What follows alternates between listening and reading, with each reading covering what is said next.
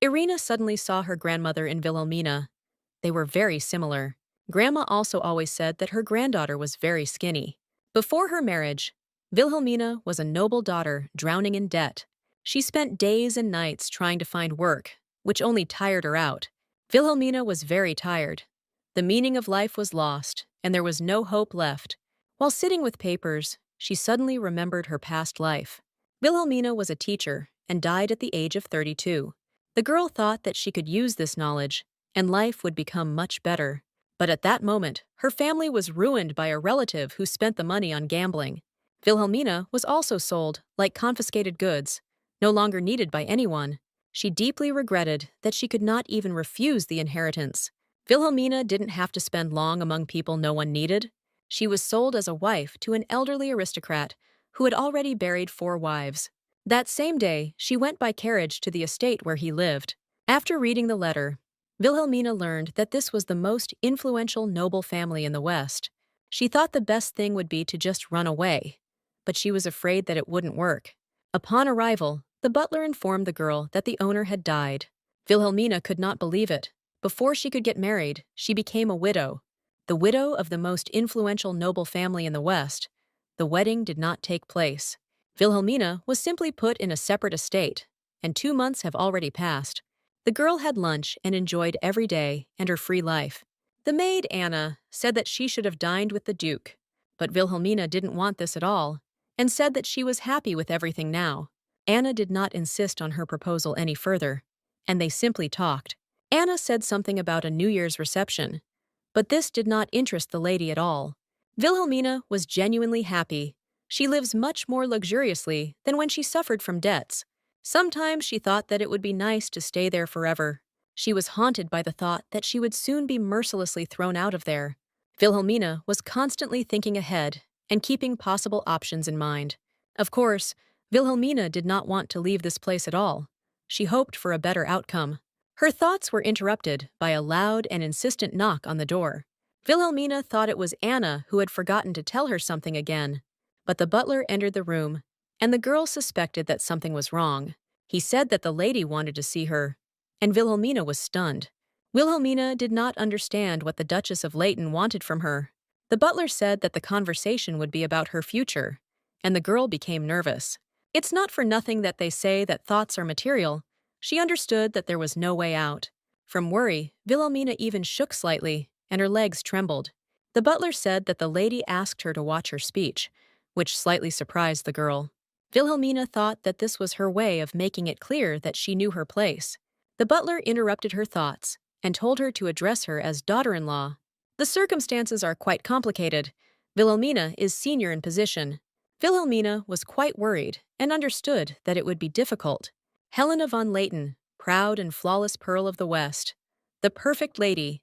Helena stood at the window, waiting to finally see Wilhelmina. Wilhelmina reluctantly entered the room, stopped and looked silently. Looking at the lady, she thought that discipline was more important to her than pride.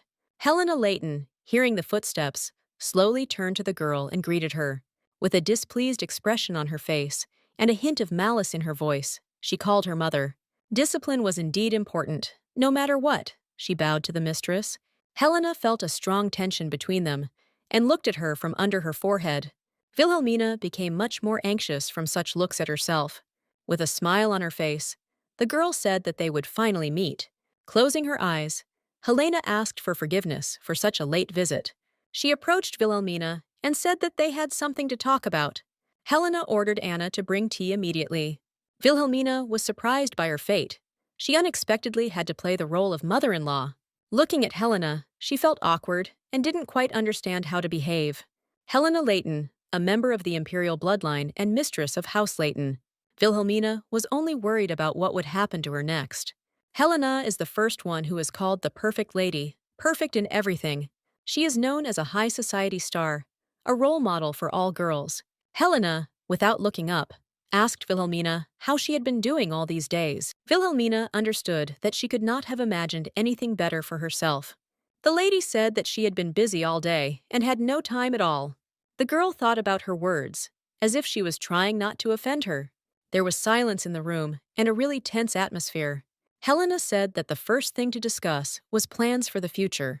Wilhelmina realized that the moment she had been dreading had arrived. Helena said that they want to accept her as a full member of the Leighton family. Wilhelmina clearly didn't expect to hear such words. She even screamed in surprise. She didn't understand anything, because she was sure that they would simply show her the door. Helena added that after that, they want her to take part in the New Year's Eve reception. Although Wilhelmina had never appeared in high society, she understood how important it was for them. She became very nervous and even began to clutch her dress in her hands. Wilhelmina sat there in confusion and didn't know what to do.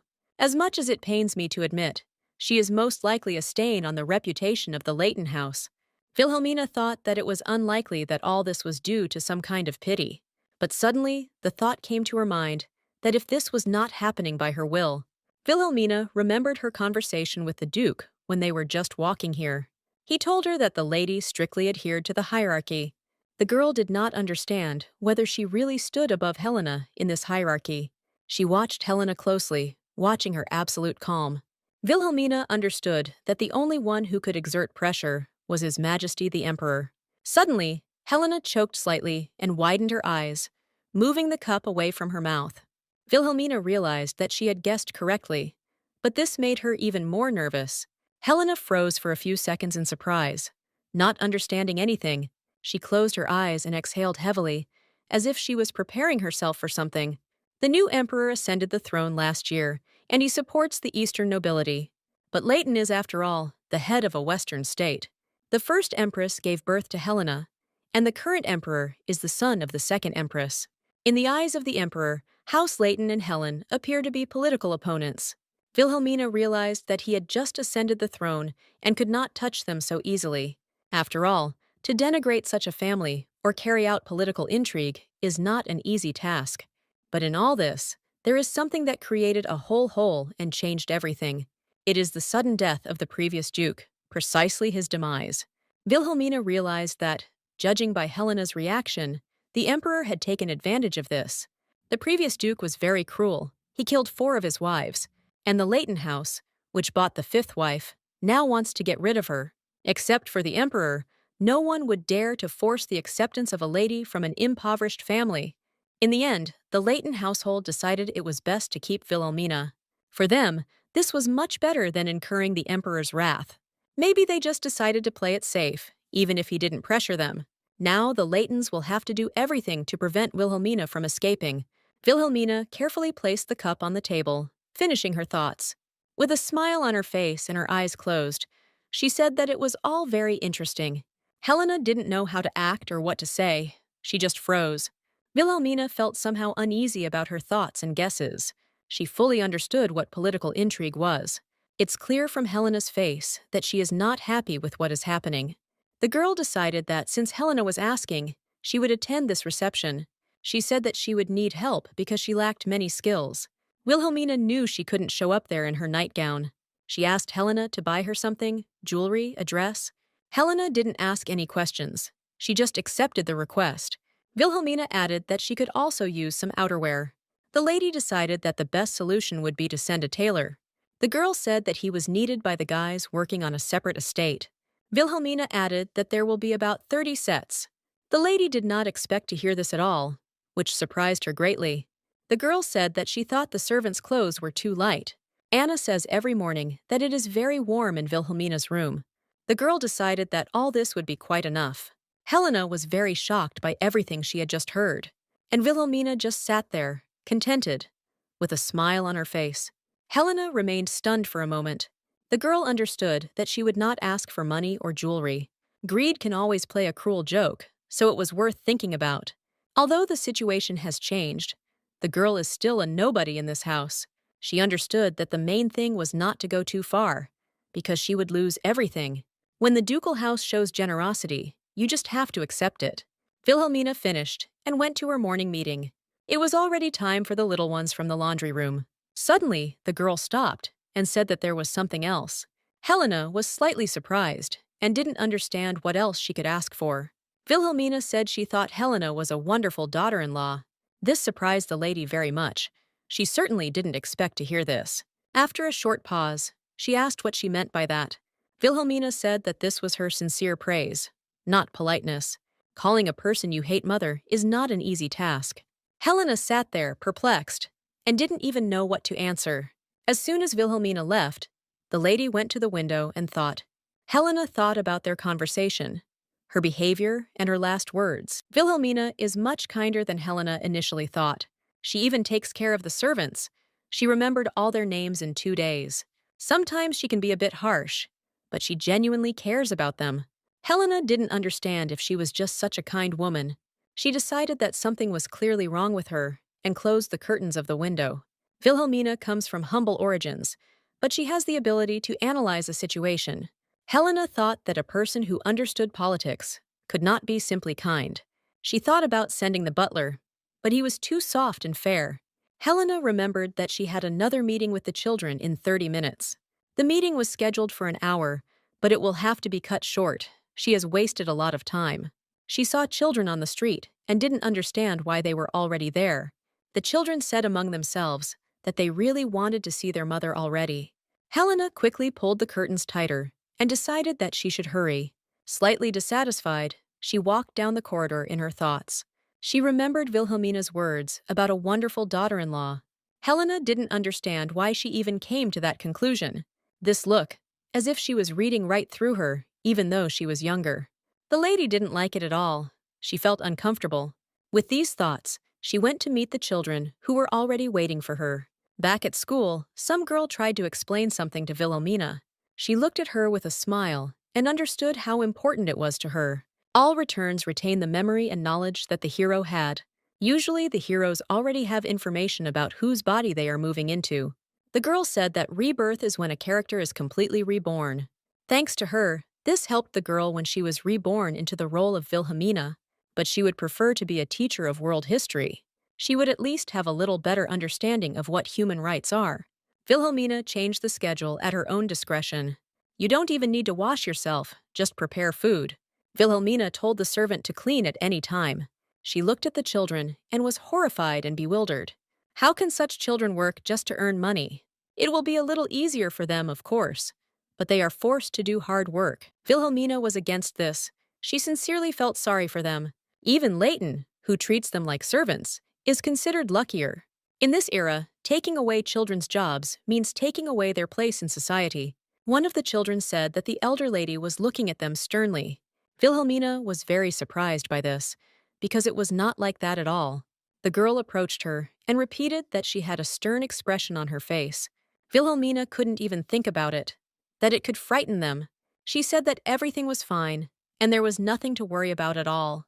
The girl thought about something and lowered her eyes, pressing her lips.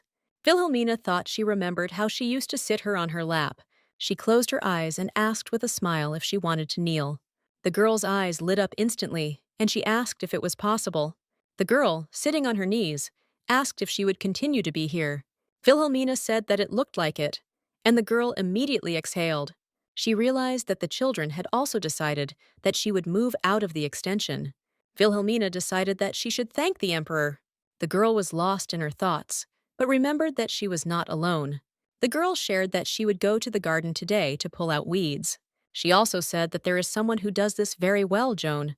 Joan works as if on errands, for a day's wages. He was hired by a gardener. There was almost no work in the fall, and he found himself in a difficult situation. The children suggested that he work together, but he didn't like it. The girl said that he was afraid of aristocrats, that they would beat him with a whip. Joan saw the previous owner, so she is afraid of Wilhelmina. The girl was worried about him, because he had no parents and little work. Wilhelmina realized that his fear was justified, considering what kind of duke he was. The girl also said that he lives with his sister, and they now eat porridge made from tree bark. Wilhelmina turned to the other children and asked how they communicated with him. She thought that Johann had quite a good reputation among everyone. All the children confirmed that he really does a good job. Wilhelmina wanted to meet him. She just needed a man to run errands for her.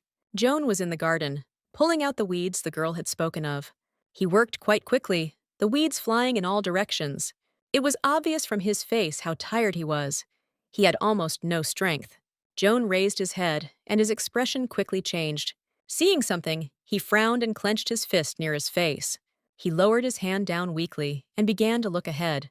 Without taking his eyes off it, he repeated to himself that aristocrats could not be trusted. After that, his fists clenched even harder in anger. He remembered how he hid his face and asked the Duke for forgiveness. The Duke was his stick because Joan accidentally got his boots dirty. Just because he didn't pull out one weed, he was beaten like an animal. He was afraid that if he was killed, Lily would be left alone. Joan understood that no matter how important money was, life was more important. All this time he stared at Wilhelmina. He did not know and did not understand who this lady was and why she was sitting there. Joan was surprised that she was wrapped in her outerwear. He decided that it was none of his business, and he needed to continue working. As luck would have it, there was a bunch of weeds right where Wilhelmina was standing. He decided to approach her, taking the first step very hesitantly. Joan decided that he was not from the nobility because his clothes were simple and there were no servants nearby. He apologized to her and said that he was going to pull weeds there. Wilhelmina was a little scared because she was lost in her thoughts. The girl apologized to him for disturbing him while he was working. Joan thanked her and began to pull out weeds. He thought that she didn't look like an aristocrat, but the setting was strange. His thoughts were interrupted by Wilhelmina calling him by name. The boy very carefully raised his head up and looked at the girl. Wilhelmina said that she heard about him from Marina. Joan was very surprised by this and didn't even respond to it. She said she heard it was good at controlling weeds, adding that he is a kind older brother and that everyone is drawn to him. Joan stood there, confused as to what was going on, and didn't understand if she was praising him. Wilhelmina sat down next to Joan and just looked at him. The boy noticed that she had a pleasant smell, not like the one usually found among aristocrats. It was the sweet scent of oil and medicinal herbs. Wilhelmina suddenly asked him if he liked potatoes. She unfolded a handkerchief containing 2 potatoes and handed it to him. Joan immediately understood what this pleasant aroma was coming from and recognized it. The same as when my grandmother and mother were still alive, so dear. She said that if he had a hard time cleaning it, she could help. Wilhelmina offered him some more cinnamon tea, and they went to a bench. Their conversation was quite pleasant for Wilhelmina. Although Joan was very wary, they never became close. She failed to win his trust, even though she was a teacher. Joan asked cautiously if he could come to see her again. The girl said with a smile that she comes here every Wednesday morning. She added that she would definitely bring some baked potatoes. Wilhelmina thought about the fact that she had to admit that he was smart. She thought it would be great to hire Joan to gather information on everyone. Wilhelmina looked forward to her next meeting with him. Her thoughts were interrupted by the fact that she noticed someone in front of her. It was the butler from the main castle, who was walking straight towards the girl. Wilhelmina didn't understand what he needed in this outbuilding. The butler came closer and asked if everything was okay with her. He said that he came on behalf of the lady with a message from her. The girl said that Helena was apparently very busy. The butler asked the lady to understand and forgive generously. Wilhelmina decided that she had no intention of getting closer. The butler said that the lady would not be able to attend the reception. The girl, without listening to the end, asked if they wanted her to go there instead of her. The guy exhaled and said that the lady highly recommended her. Wilhelmina mentally thanked herself for being so beautifully called a replacement. The butler, seeing the reaction, said that the reception would help her join high society. The girl decided that she didn't have much choice and agreed. Formally, it was a recommendation, but if she had refused, there would have been consequences. Wilhelmina will simply replace her there, and that will be enough. The butler thanked the girl and said that he would send a dressmaker and a knowledgeable lady. He added that a knowledgeable lady is needed to find out the rules. Wilhelmina realized that she did not look like an aristocrat at all. The girl asked the butler to call them during the day, adding that she wants to sleep in the morning. She had enough studying in Korea. The butler stood in slight bewilderment. He did not expect to hear such a reason, but he decided that it was none of his business and simply nodded his head. The next day, Wilhelmina was informed that the carriage had arrived. She slowly left the house and went to greet the guests. As she left, Wilhelmina looked at the carriage and felt somehow uneasy. The silhouette of a woman in a hat appeared in the carriage, but she did not get out right away. Wilhelmina walked closer to the carriage and waited for the woman to get out.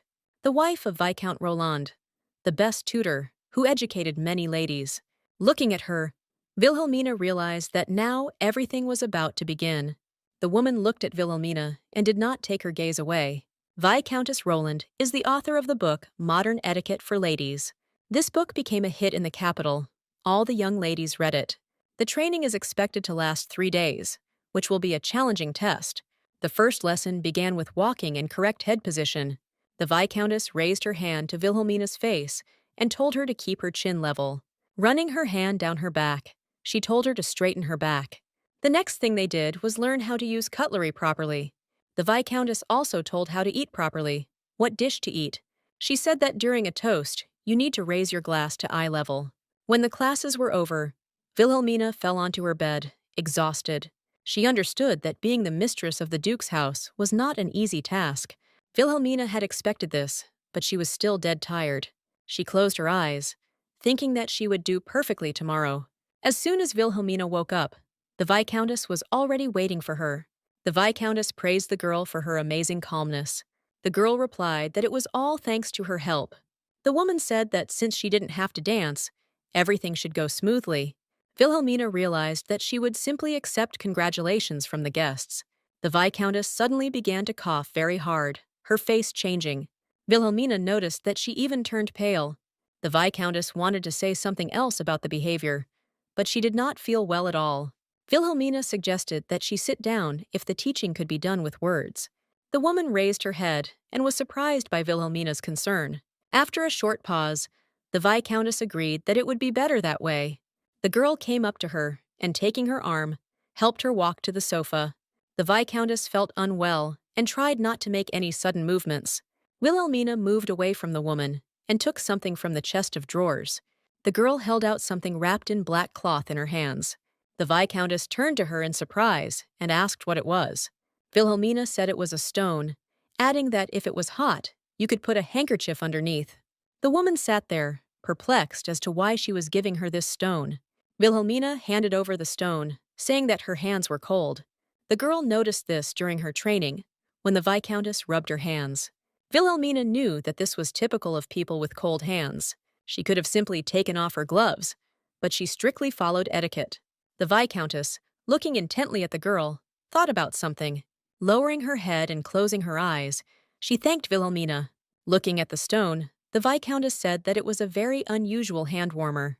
Wilhelmina said with a smile that it was the servant who brought the stone. The Viscountess suddenly asked if she had bought this fabric. The girl did not expect such a question and said that she sewed it herself. The Viscountess was surprised by this and asked if this was really for the servants. Wilhelmina grinned and said it wasn't difficult at all. There were various things to do at the training center. She said that she sometimes sewed clothes for children who had fallen. The Viscountess said in surprise that she had very skillful hands. She said with a smile that embroidery is part of education, adding that few would do this for the sake of servants. The servant brought the tea, and the Viscountess asked the girl if she had picked it up. Wilhelmina told the woman to drink it before it got cold. The Viscountess reflected that ginger was a rather expensive ingredient. The girl decided to ask her if she really didn't like the cold. The Viscountess looked questioningly at Wilhelmina. The girl said that in the western lands, the climate is colder even in autumn. She added that it was easy for her to tell from her clothes how much she felt the weather. Wilhelmina also said that she also can't stand the cold. The Viscountess began to feel much more comfortable with such warm conversations. She carefully extended her hands towards the tea with ginger and dried fruits. After taking just a couple of sips, the Viscountess couldn't tear herself away. Wilhelmina watched the Viscountess silently, lost in her thoughts. Suddenly, the woman said that she wanted to sum up the training. The Viscountess began by saying that she had been teaching ladies etiquette for several decades. How to hold a fan correctly, what drinks can you drink? Wilhelmina didn't quite understand why she was saying this. The Viscountess said she realized that true learning could not be conveyed in words. Hearing this, Wilhelmina began to understand where she was heading. She remembered herself when she was still a teacher. Remembering how she made comments about phones and headphones, what she did could be called reflection, and what the Viscountess did could be called rather painful contemplation. The Viscountess said she would like to speak of duty and dignity. She would like to teach the lady to be an example to others as an aristocrat. Wilhelmina was afraid for her, because the Viscountess was trying to get up. The Viscountess approached the girl and carefully took her hands. She stroked the girl's hand very slowly with her thumbs. Wilhelmina looked at her hands and didn't understand why she was doing this. The Viscountess said that the girl had a way of thinking that she was unable to teach, adding that she had been observing her good deeds for all 3 days. Wilhelmina had no idea what kind of good deeds she was talking about. The woman said she also noticed the expressions on the maids' faces. When they served Wilhelmina, they were not afraid of her at all. The looks of the servants who watched with concern as the Viscountess scolded her. She said that Wilhelmina had the most important quality, and therefore the training ends. There will only be 40 nobles at the Margrave's celebration, which is quite surprising. The Margrave of the Western Lands is a family as ancient as the ducal houses. Wilhelmina could not understand why such an event was being held in a small circle. The Viscountess told her that, officially, the Western Lands were still in mourning. It's as if this means that no one actually thinks that way. Judging by the fact that no one was observing mourning, the Duke's popularity left much to be desired. Helena must have had a hard time. Her father-in-law has already had 5 wives. Wilhelmina decided that she had to set a good example. An exemplary mother-in-law is one who does not interfere in anything at all. She decided it was best to just stay out of it. Wilhelmina's thoughts were interrupted by a servant who entered the room. Wilhelmina realized that the holiday was coming soon, and it was time to go. The girl went to the main building, and upon entering, she stopped abruptly. She noticed the guy who was standing with his back to her. Wilhelmina realized that it was the Duke, and he turned out to be much younger. The Duke looks more like a startup CEO. They say Leighton once strayed from the imperial family. Wilhelmina thought about the fact that this was her first meeting with her stepson. She thought that perhaps he felt repulsion towards her. The Duke turned his head slightly to the side and noticed Wilhelmina. He cried out with delight that he didn't even notice his mother right away. Hearing this, Wilhelmina was taken aback. The Duke introduced himself as Michael von Leighton and said he was very pleased to meet him. Wilhelmina saw the smile on his face and calmed down a little. The Duke noticed his mother's anxiety and laughed awkwardly. Wilhelmina said that she was also glad to meet him, but she didn't understand what it was. It's more like a class leader welcoming a new student. But it was nothing like the first meeting with my stepmother. The Duke apologized for not being able to offer due hospitality. Wilhelmina hadn't felt such a tense situation for a long time. He said he couldn't come because his wife said it would take time to get used to it. Wilhelmina thought it would be better not to mention it at all. Turning away slightly, she wondered whether he had understood his wife's words correctly. At such moments, they usually look at the butler's reaction. Looking at him, the girl realized that there was no point in this. The new head of state must not be too accommodating to his stepmother. The Duke said he was glad to see her in good health and asked how she was getting on in the outbuilding. Wilhelmina wondered if he was being too naive. The guy stood with a smile on his face, waiting for an answer. The girl decided that she shouldn't give in to his mood. The Duke said he was worried that the place where she lived was so far away. He added that if she wanted, she could move to the main castle. Wilhelmina said that everything was fine, and she would stay there. She already feels disgusted when people spy on her in the castle, and she certainly wouldn't want to meet with Helena all the time. She understood that in the end, she would still end up being the villain. The Duke wanted to say something in return for this proposal, but he was interrupted. It was the servant who said that everything was ready for the reception. Wilhelmina heard this and became very nervous. The Duke extended his hand with a smile and said that it was time for them to go. Wilhelmina looked at her hand with displeasure and remained silent. She had no choice, and she very hesitantly extended her hand in response. She understood that she had to fulfill her role properly. They stood waiting for the Count, and the girl just waited for it to end. Count Cherseal of the Lakelands entered with his head held high. He bowed and greeted the Duke of Leighton politely. The Count said that the journey was much calmer for the soul than the last time. Wilhelmina decided that she would have to stand like a mannequin. No one really spoke to her, but she felt them looking at her. She realized that aristocrats were no different from ordinary people. The girl decided that when everything was over, she would have dinner and go to the restroom. Next to enter was Viscount Malisi with his daughter Irina. Wilhelmina only thought that this was the last nobleman. She looked at the daughter of Viscount Millis and was horrified. The girl thought about the fact that this child's heels were twice as high as hers. Wilhelmina understood that this was simply a nightmare for a growing spine. She looked up a little and saw a corset that was too tight around her waist. The girl didn't understand whether they really wanted the child to look seductive. Wilhelmina noticed that her face had turned very pale. This made her very angry. She considered it all complete nonsense. Wilhelmina continued to watch the girl closely. She was worried about how she would be able to bend over with such a corset. Suddenly, the girl grabbed her face with both hands, covering her mouth. She was really very pale and suddenly felt ill. Wilhelmina took Irina to the restroom. When she woke up, she was in shock at what she had done. Wilhelmina looked at her with pity and did not understand why she was suffering so much. She asked if she was okay, saying that she had been vomiting for a long time. Hearing this, Irina felt very ashamed. She did not know what to say. Wilhelmina said that she ordered pumpkin soup to be made. The servants prepared it very quickly and brought it into the room. Irina sat there, perplexed as to what was going on. She was very ashamed. She realized that she had let her father down and disgraced herself. Back in the hall, Wilhelmina said that she would take care of her herself. Her father told her that she shouldn't bother so much, but the girl was persistent. The guests were very shocked when they heard this. The Duke was also surprised, but he was delighted by such kindness. He immediately ordered the servant to call the doctor to the restroom. Irina, listening to all this, was very worried. Tears welled up in her eyes. Wilhelmina understood that the doctor was also a nobleman, and she would feel uneasy. Holding Irina close, she said that everything was okay and she could relax. She looked at her with a smile and said that everything would soon settle down. Irina was very surprised by such care and kindness towards her. Wilhelmina was genuinely worried and really wanted to help. Turning to everyone, she apologized, saying that she would be leaving for a while. She added that there is no need to gossip about the child behind his back. It was worth congratulating him properly, which made everyone even more surprised. Irina grabbed her head and didn't understand what to do. She raised her head slightly and looked at Wilhelmina, thinking about the fact that, from afar, she seemed like a very strict lady. Wilhelmina handed her a cup of pumpkin soup. Irina took a small sip and was surprised at how delicious it was. Wilhelmina said that they add excellent honey to it. The girl enjoyed the delicate taste of pumpkin soup and the sweetness of honey. Suddenly, her face changed. She began to think about gaining weight. Irina decided that it was time to stop before it was too late. Wilhelmina was surprised and asked why she stopped.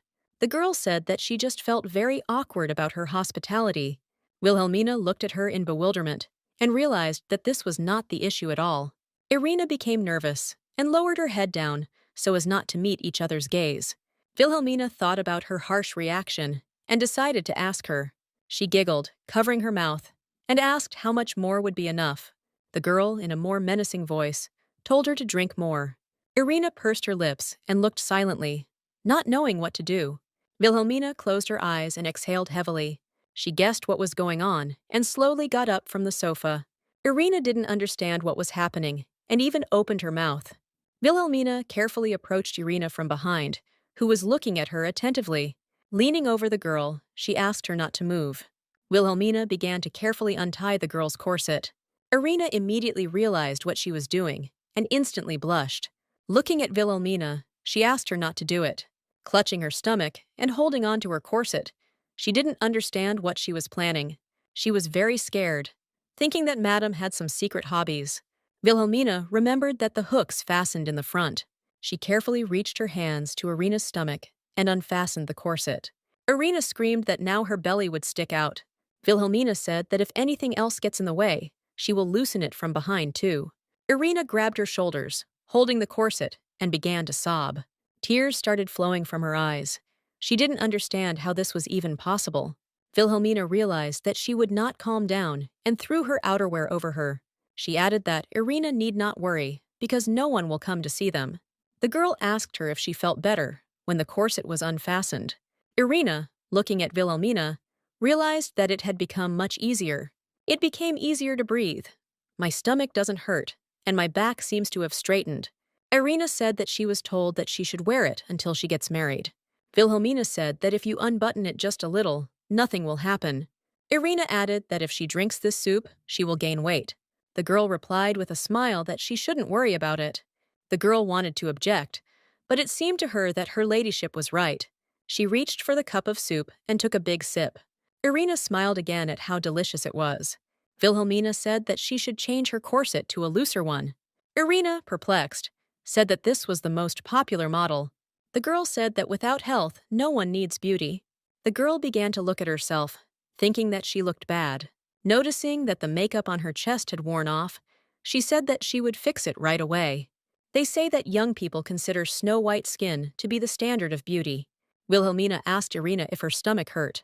After thinking for a moment, the girl answered hesitantly that it didn't hurt. The girl said that if she wears this every day, then constipation has probably started. Wilhelmina asked if she was ashamed to almost throw up at the reception. Irina thought about her words and felt very awkward, realizing that she was telling the truth. She hung her head down, not even knowing what to answer to that. Wilhelmina reiterated that one cannot sacrifice health for the sake of beauty. Irina said that her father keeps telling her that she should be even slimmer. The girl asked if she was really going to marry her father, adding that her fiancé can't stand a plumper bride. Irina said that Hans didn't say that, to which the girl said that he seemed like a reasonable person. The girl screamed that she couldn't fit into the Tassio dress, and everyone goes out to the debutante ball in dresses from him. Wilhelmina thought that it seemed like someone had told her something. Irina said that she is considered a provincial noblewoman, who is not shy about overeating at her own debutante ball. After those words, Irina felt sick every night because of the corset. As soon as I walked a little in those high-heeled shoes, my ankles started to ache. Irina now felt like a fool, because she almost embarrassed herself at the reception. Wilhelmina suddenly asked if it had been hard for her, adding with displeasure that this was precisely why she didn't want to drink the soup. Irina said that when she is hungry and eats, it looks disgusting. Wilhelmina handed her the cup and said it wasn't disgusting at all. She asked her if it was such a mistake to just eat. Irina wanted to say something about the others, but the girl said that they were the only ones here now. Wilhelmina slowly handed the cup into the girl's hands. Sitting down next to her, she said that no one would know what they talked about. Wilhelmina said she doesn't find it strange that she eats without harming her health, adding that Irina shouldn't think that she is disgusting either. The girl wiped the tears from the girl's eyes and told her to eat. Wilhelmina added that it would be their little secret. After taking a few sips, Irina smiled and repeated how delicious it was. Wilhelmina looked at her with a smile and admiration that she listened to her. She began to think that relationships between peers really are not that simple. Teenage relationships carry a different weight than adult relationships. Sometimes friends can be much scarier than your own parents. One moment of dissimilarity can turn into a lifelong nightmare. If you rush into the souls of such children, there will be no benefit. Irina became nervous because she couldn't fasten her corset. Wilhelmina said that it was already midnight, which meant that the reception would soon end. The girl, folding her hands on her knees, said that then she would go. Wilhelmina was slightly surprised, but did not stop her. She never returned as she planned, for which she will have to listen to reproaches. Finally, Wilhelmina gave the girl honey and herbs for digestion. Irina asked with a smile if she could come to her again, adding that he just wanted to visit in person, not to attend an appointment. She lowered her head because she was very nervous waiting for an answer. Wilhelmina didn't know if she had the right to invite guests. There were all sorts of rumors about her among the nobility, and she wondered if she would harm her. She remembered a conversation with the Viscountess, who had just been talking about the meetings, giving an example that you can arrange a simple tea party. Wilhelmina was very surprised at what she heard at that moment. The Viscountess said that the purpose of such meetings is to establish connections. Wilhelmina didn't quite understand her and asked what that meant, making friends. The Viscountess took the girl by the hands and laughed slightly. She said she meant she needed to get support. Wilhelmina realized that the Viscountess had an extremely serious expression on her face at that time. The girl said that she was going to hold a literary circle regularly. Irina's eyes lit up, and she asked if she would invite her. The girl cried out that it was an honor for her to be the first participant. Wilhelmina was touched that she was so happy about this. The girl thought that her father would understand if he understood the situation. Irina said that she would tell her father how everything really happened. Wilhelmina was surprised that she was so happy about such a small thing. The girl watched from the balcony of the recreation room as Irina went out to her father. She seems to be worried about him, which means her father isn't all that bad. Although, on the other hand, he allowed his daughter to vomit. Wilhelmina watched them with great pity for the girl. As she left, she realized that family relationships are sometimes impossible to understand. The girl returned back to the hall, where there was no one left. Only the servants were bustling about. Suddenly she stopped because she noticed something. Her attention focused on the boy who was alone. She turned to him, calling him over to her, and the boy immediately approached her. Wilhelmina asked if he knew where the Duke was now. The boy said that he went with the guests into the courtyard. She realized that the second part of the feast was taking place in the garden under the moon. Wilhelmina thought that the governor had probably arrived too. She decided that she should at least say hello and went to look for him. The girl didn't really know the estate, and she felt like she was wandering. She noticed the lake, which looked stunning. Wilhelmina decided to take a little walk, but noticed someone. It was some man who was staring intently at something. She looked him up and down, noticing how big he was. The girl decided that, judging by his build, it was clear that he was a warrior. She did not see such a person at the reception. Irina and her father were the last ones. Wilhelmina thought that he was the governor of the border. She decided that she should say hello, took a few steps, and stopped again. She noticed that there was someone else standing next to him, also a man. The girl didn't understand where he came from because she didn't see him right away. Wilhelmina noticed that he was wearing very unusual clothes. The patterns were similar to Oriental outfits, which surprised her greatly. The governor asked him if he wanted to meet anyone. It was about some girl that he had been waiting for this meeting for a long time. The governor asked when that very moment of meeting would come. The man replied that he still couldn't forget about the collection of poems.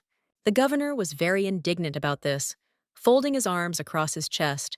Wilhelmina thought this was a strange conversation for big guys. She realized that she couldn't just leave, and she needed to talk to the Margrave. The governor tried to find out why they weren't meeting now, to which the man said that he would not repeat anymore, that now was not the time. Wilhelmina decided to leave before they finished their conversation. She tried to leave quickly and quietly, but she stepped on something. There was a loud enough sound that she gasped and stopped. The governor heard this and immediately turned towards the sound. Wilhelmina turned awkwardly to face him and giggled. The man looked at her in bewilderment, as if he recognized her. He said he was pleased to meet the Grand Duchess. Wilhelmina was a little upset that she had interrupted their conversation. The girl said that she was also very pleased to meet you. After a pause, she introduced herself, her voice slightly trembling. Margrave Isanon is a famous idol of all swordsmen from the western lands. There was a strong aura coming from him, something she had never seen before. Wilhelmina wondered what kind of man was standing next to him. He was just chatting non-stop, and now he stood there like a statue. Wilhelmina looked at him intently, and could not understand whether he was breathing at all. The girl apologized to the governor for not being at the reception. The man said that he had been informed about it, and there was no need to apologize. Wilhelmina thanked him with a smile for his understanding. She hesitantly asked the governor who was standing next to him. The governor became a little nervous and said that it was just an acquaintance of his. Wilhelmina realized that he did not want to reveal his identity. She decided that she would not interfere in this any further. The governor said that the feast would soon begin, and it would be impossible not to come. He added that he doesn't drink, which surprised the girl very much. The man awkwardly said that his wife asked him not to drink. Wilhelmina was very touched by this. You rarely hear that. She noticed that he became noticeably kinder when he spoke about his wife. The governor asked Wilhelmina if she would like to join them. The girl said she just wanted to say hello to him. The man said that his lordship the Duke had been looking for her earlier. Wilhelmina knew very well where she should not meddle.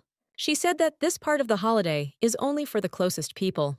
Hearing this, the governor was, of course, surprised, but did not ask anything else. Wilhelmina noticed that the governor had clenched his fist for some reason. Periodically, she looked at the second man, who continued to simply stand. She didn't understand what had happened. The atmosphere had suddenly changed. The governor finally wished Wilhelmina a pleasant evening. Wilhelmina said that a servant would take her there, so there was no need to worry. The girl bowed and was about to leave, but the governor stopped her. He asked with some anxiety if he could ask her a question. Wilhelmina became slightly nervous, not understanding what the question was. The governor asked if she had had romantic relationships with other men. The girl was stunned, not knowing what to answer, and not understanding why he needed to know this. Wilhelmina thought he wanted to test the waters for flirtation. She decided to say that she was not interested in married men. The governor did not expect to hear such an answer, and was stunned. He cried out that he loved only his wife, and she had misunderstood him. The governor almost attacked her, becoming very angry. He realized that he had gone too far, apologized, and said that it was an accident. The governor turned angrily to the man behind him. He barely audibly told him that he really was a strange person. Wilhelmina asked what he said, to which he replied that he was just thinking out loud. The governor asked if she had by any chance studied at the academy. The girl was surprised and wondered where he found out about this. He lowered his head and said that the man from the academy really wanted to see her. Wilhelmina was stunned, not understanding who it could be. She tried to understand what this even meant, because it was a long time ago. The girl repeated in her head that it was someone from the academy. At that moment, the second man stared at Wilhelmina. There was an awkward silence between the governor and Wilhelmina. The girl smiled, and in some way it sounded sweet. The governor seemed to be saying that he would help find the love of his life. It was a kind of question whether Wilhelmina believed in fate. With a smile on her face, she said that she was not interested in new religions. The governor was already uneasy asking such questions and then receiving such answers. He looked at the girl from under his forehead and asked her not to make fun of him. The girl giggled and said that she had not had any relationships at the academy. She had only a few close friends, but they didn't communicate after graduation. The governor said it was strange and asked if anyone had ever confessed their love to her. Wilhelmina said with a smile that he was simply confusing her with someone else, to which the governor said that it was unlikely that there was another such strange person. Wilhelmina wondered what he was trying to hint at. It all sounded as if he had been refused, or his imagination had played a cruel joke on him. Wilhelmina reiterated that she had no relationships at the academy anyway. The governor said that it was strange that no one even confessed their love. The girl looked upset and said that she also thought she would be popular. The man no longer knew what else to say and fell into a stupor. The atmosphere between them was very tense, and Wilhelmina only giggled. She thought that she should have spent more time studying. Wilhelmina thought that she had interested the man in the helmet because he kept looking at her. She thought he was just curious about what was going on. Wilhelmina stopped abruptly and stood there in bewilderment. Approaching the house, she noticed a servant and a girl on the steps. As soon as the girl noticed the lady, she screamed with joy. She threw herself into her arms, overjoyed that she had returned. Anna asked in surprise why she was all alone. Because it was dangerous. Wilhelmina asked what they were doing there, since working hours had long since ended. Anna said that they were very worried about her and decided to wait. The girl said that Anna said that the lady might come upset. Anna immediately ran up to them and shouted her name, covering her mouth. Wilhelmina thought she was afraid of being looked down upon. Marina smiled and said that she really was worried. The lady thanked her and said that everything went well. Anna said with a smile that she was very happy for her.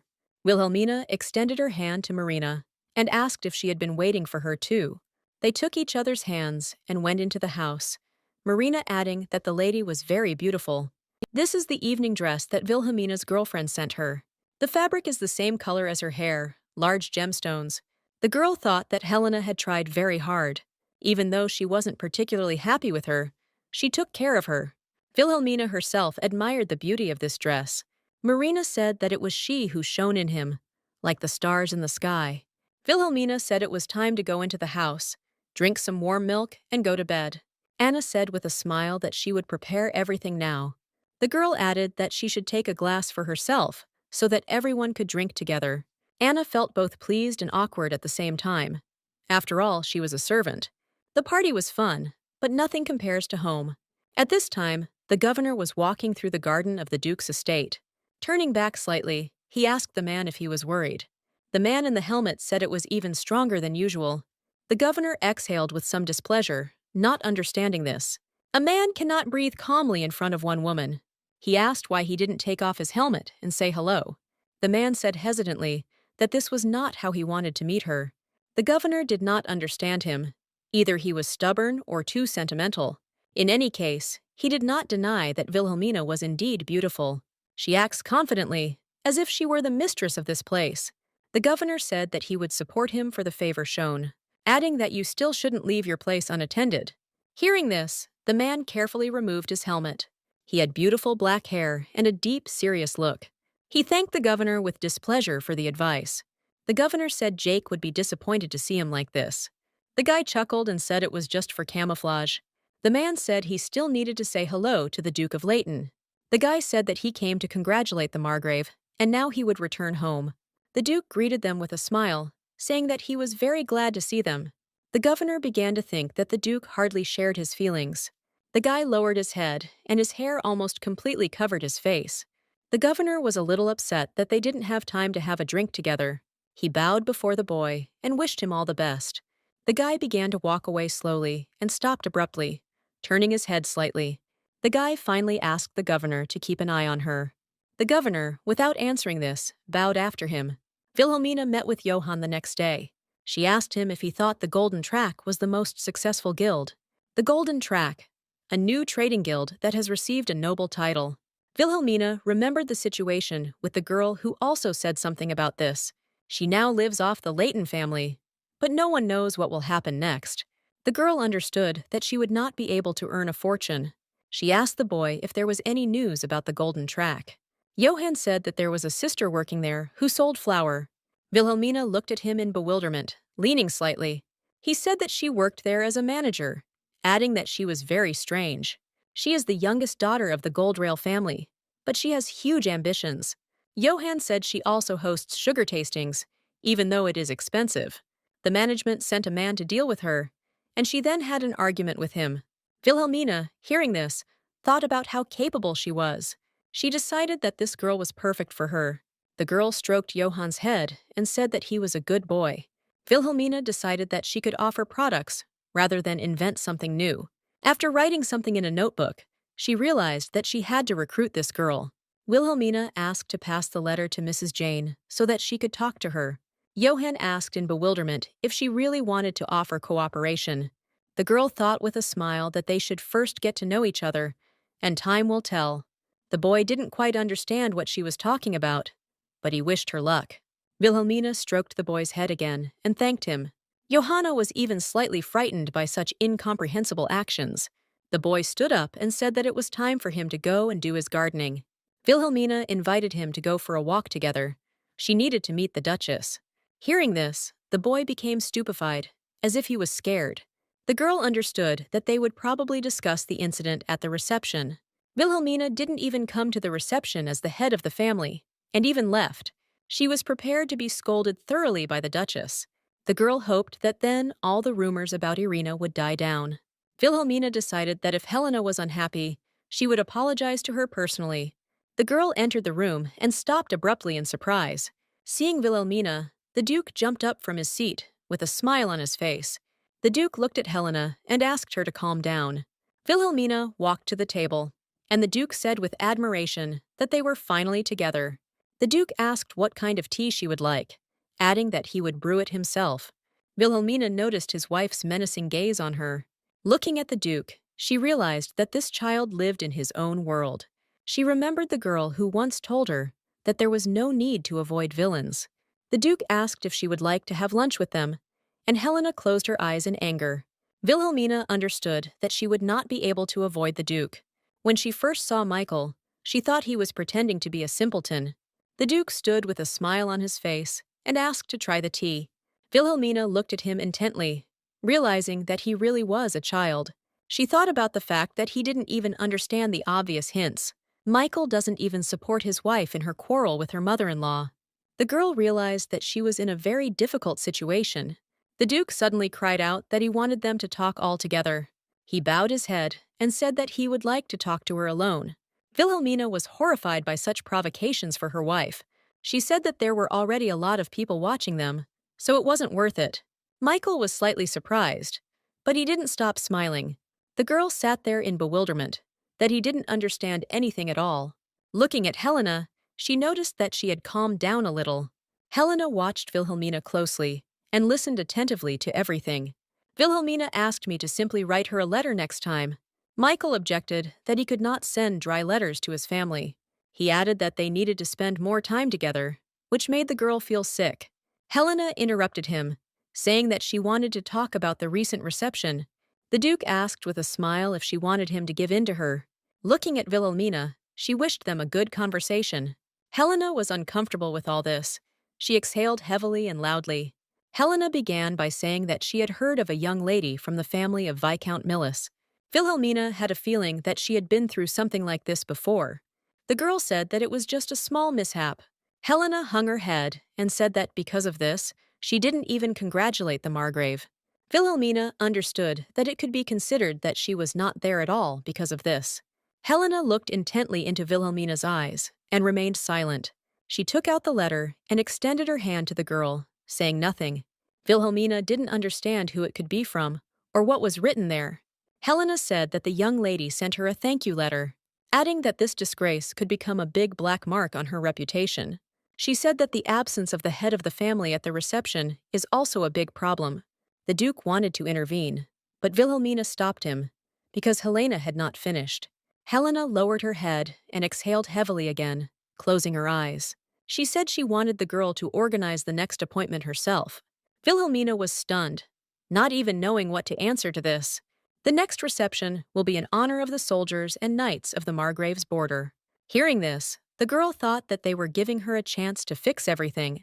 Its absence can be seen as a sign of disrespect for his army. This is just a show, but it will help her shut the gossips' mouths. Then Leighton will have no reason to criticize Wilhelmina. The girl understood that they were in an awkward situation because of her, and agreed. Helena said she would announce the date and location of the reception later. Wilhelmina wanted to say something else, but Michael interrupted her. The Duke again suggested they have some tea if they had finished already. The girl wanted it all to end as soon as possible. Helena said that she made herbal tea for a cold, adding that he really hoped that she would like him. Wilhelmina did not understand how Michael managed to successfully manage the estate. He held out a plate of various cookies, telling her to help herself. Looking at the Duke's face, one becomes afraid for the future of the duchy. Michael is like an open book. Everything is clear and understandable. The girl told her that usually people like him are strong in something else. Wilhelmina decided that he had deliberately created such a carefree image. Their tea party was interrupted. Someone knocked. The Duke immediately told them to come in. The butler said that he had an important letter for the master. The Duke bowed and wished Wilhelmina a good time. As he was leaving, he turned to Helena and said that he would be back soon. Wilhelmina thanked Helena for the tea with a smile, but she interrupted her.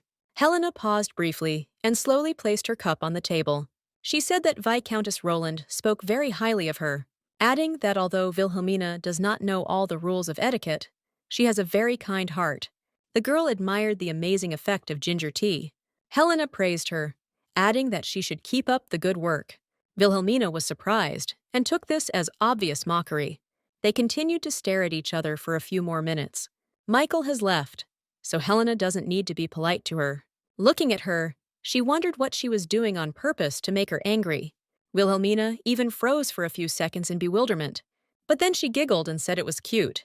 The girl didn't care what Helena thought about her and what feelings she had. Wilhelmina has met many different people in her life, especially in the modern world, where there was no class division. She told Helena that she promised to become a worthy Grand Duchess. Finally, she said that conflicts between them could destroy the family. Helena looked at the girl leaving and said nothing. Wilhelmina had a couple more things to do before the New Year's celebration. Jane from the Golden Track arrived at Wilhelmina's estate. The girl bowed and said that she was very pleased to meet her. Wilhelmina, with a smile on her face, also introduced herself as Jane. Anna brought tea as soon as they entered the room. The girl said that she was a good girl and allowed her to go. As soon as Anna turned away from the lady, she bumped into someone. Wilhelmina turned her attention to him, not understanding who it was. Anna apologized awkwardly, lowering her head. The mysterious tall man simply remained silent in response. The girl noticed that he looked at her and was surprised. Jane noticed this and said that it was her assistant, and there was nothing to be afraid of. Wilhelmina giggled and said that everything was fine. As soon as Jenny raised the cup to her mouth, her expression changed dramatically. She smelled a pleasant aroma and tried to figure out what it was. Wilhelmina said that it was quince and that it helped with colds. Ginger is an expensive product, so not everyone is served tea made from it. Jane enjoyed the unusual aroma and put the cup on the table. She said she had heard about the collaboration, adding that they were always ready to collaborate. Jane closed her eyes and said that she probably wouldn't be able to live up to her expectations. Wilhelmina thought about the fact that she didn't want to get involved with aristocrats. The girl said that she was not offering cooperation at all. She said with a smile that she wanted to invest in her business. Jane asked in surprise if she knew what she was doing.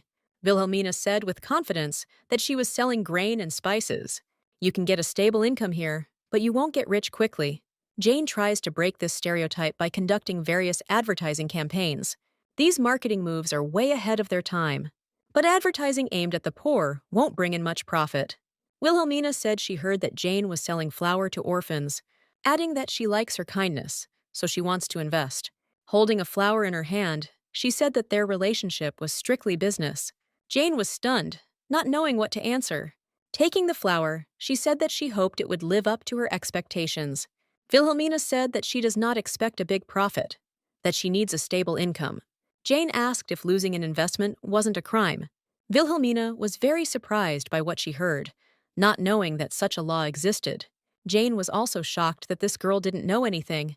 When a trader receives an investment, he signs a contract with a guarantee of safety. If the merchant loses money, the whole family will go to jail. This is how the world of airy romantic fantasy collapses. Wilhelmina wondered what to do with working capital, to which Jane replied that this is why it is considered a very risky business. The girl was even more surprised that they did not check the financial reports. Jane was shocked by what she heard, not understanding what was going on. Wilhelmina said they probably have fake reports. Jane seemed speechless and didn't even move. The girl realized that this woman was far from an ordinary aristocrat. Wilhelmina was not lacking in charm, but she was an aristocrat, and Jane would very much like to avoid all this fuss. She planned to just play along and then leave. I thought about accepting her money for the sake of appearances and then returning it back.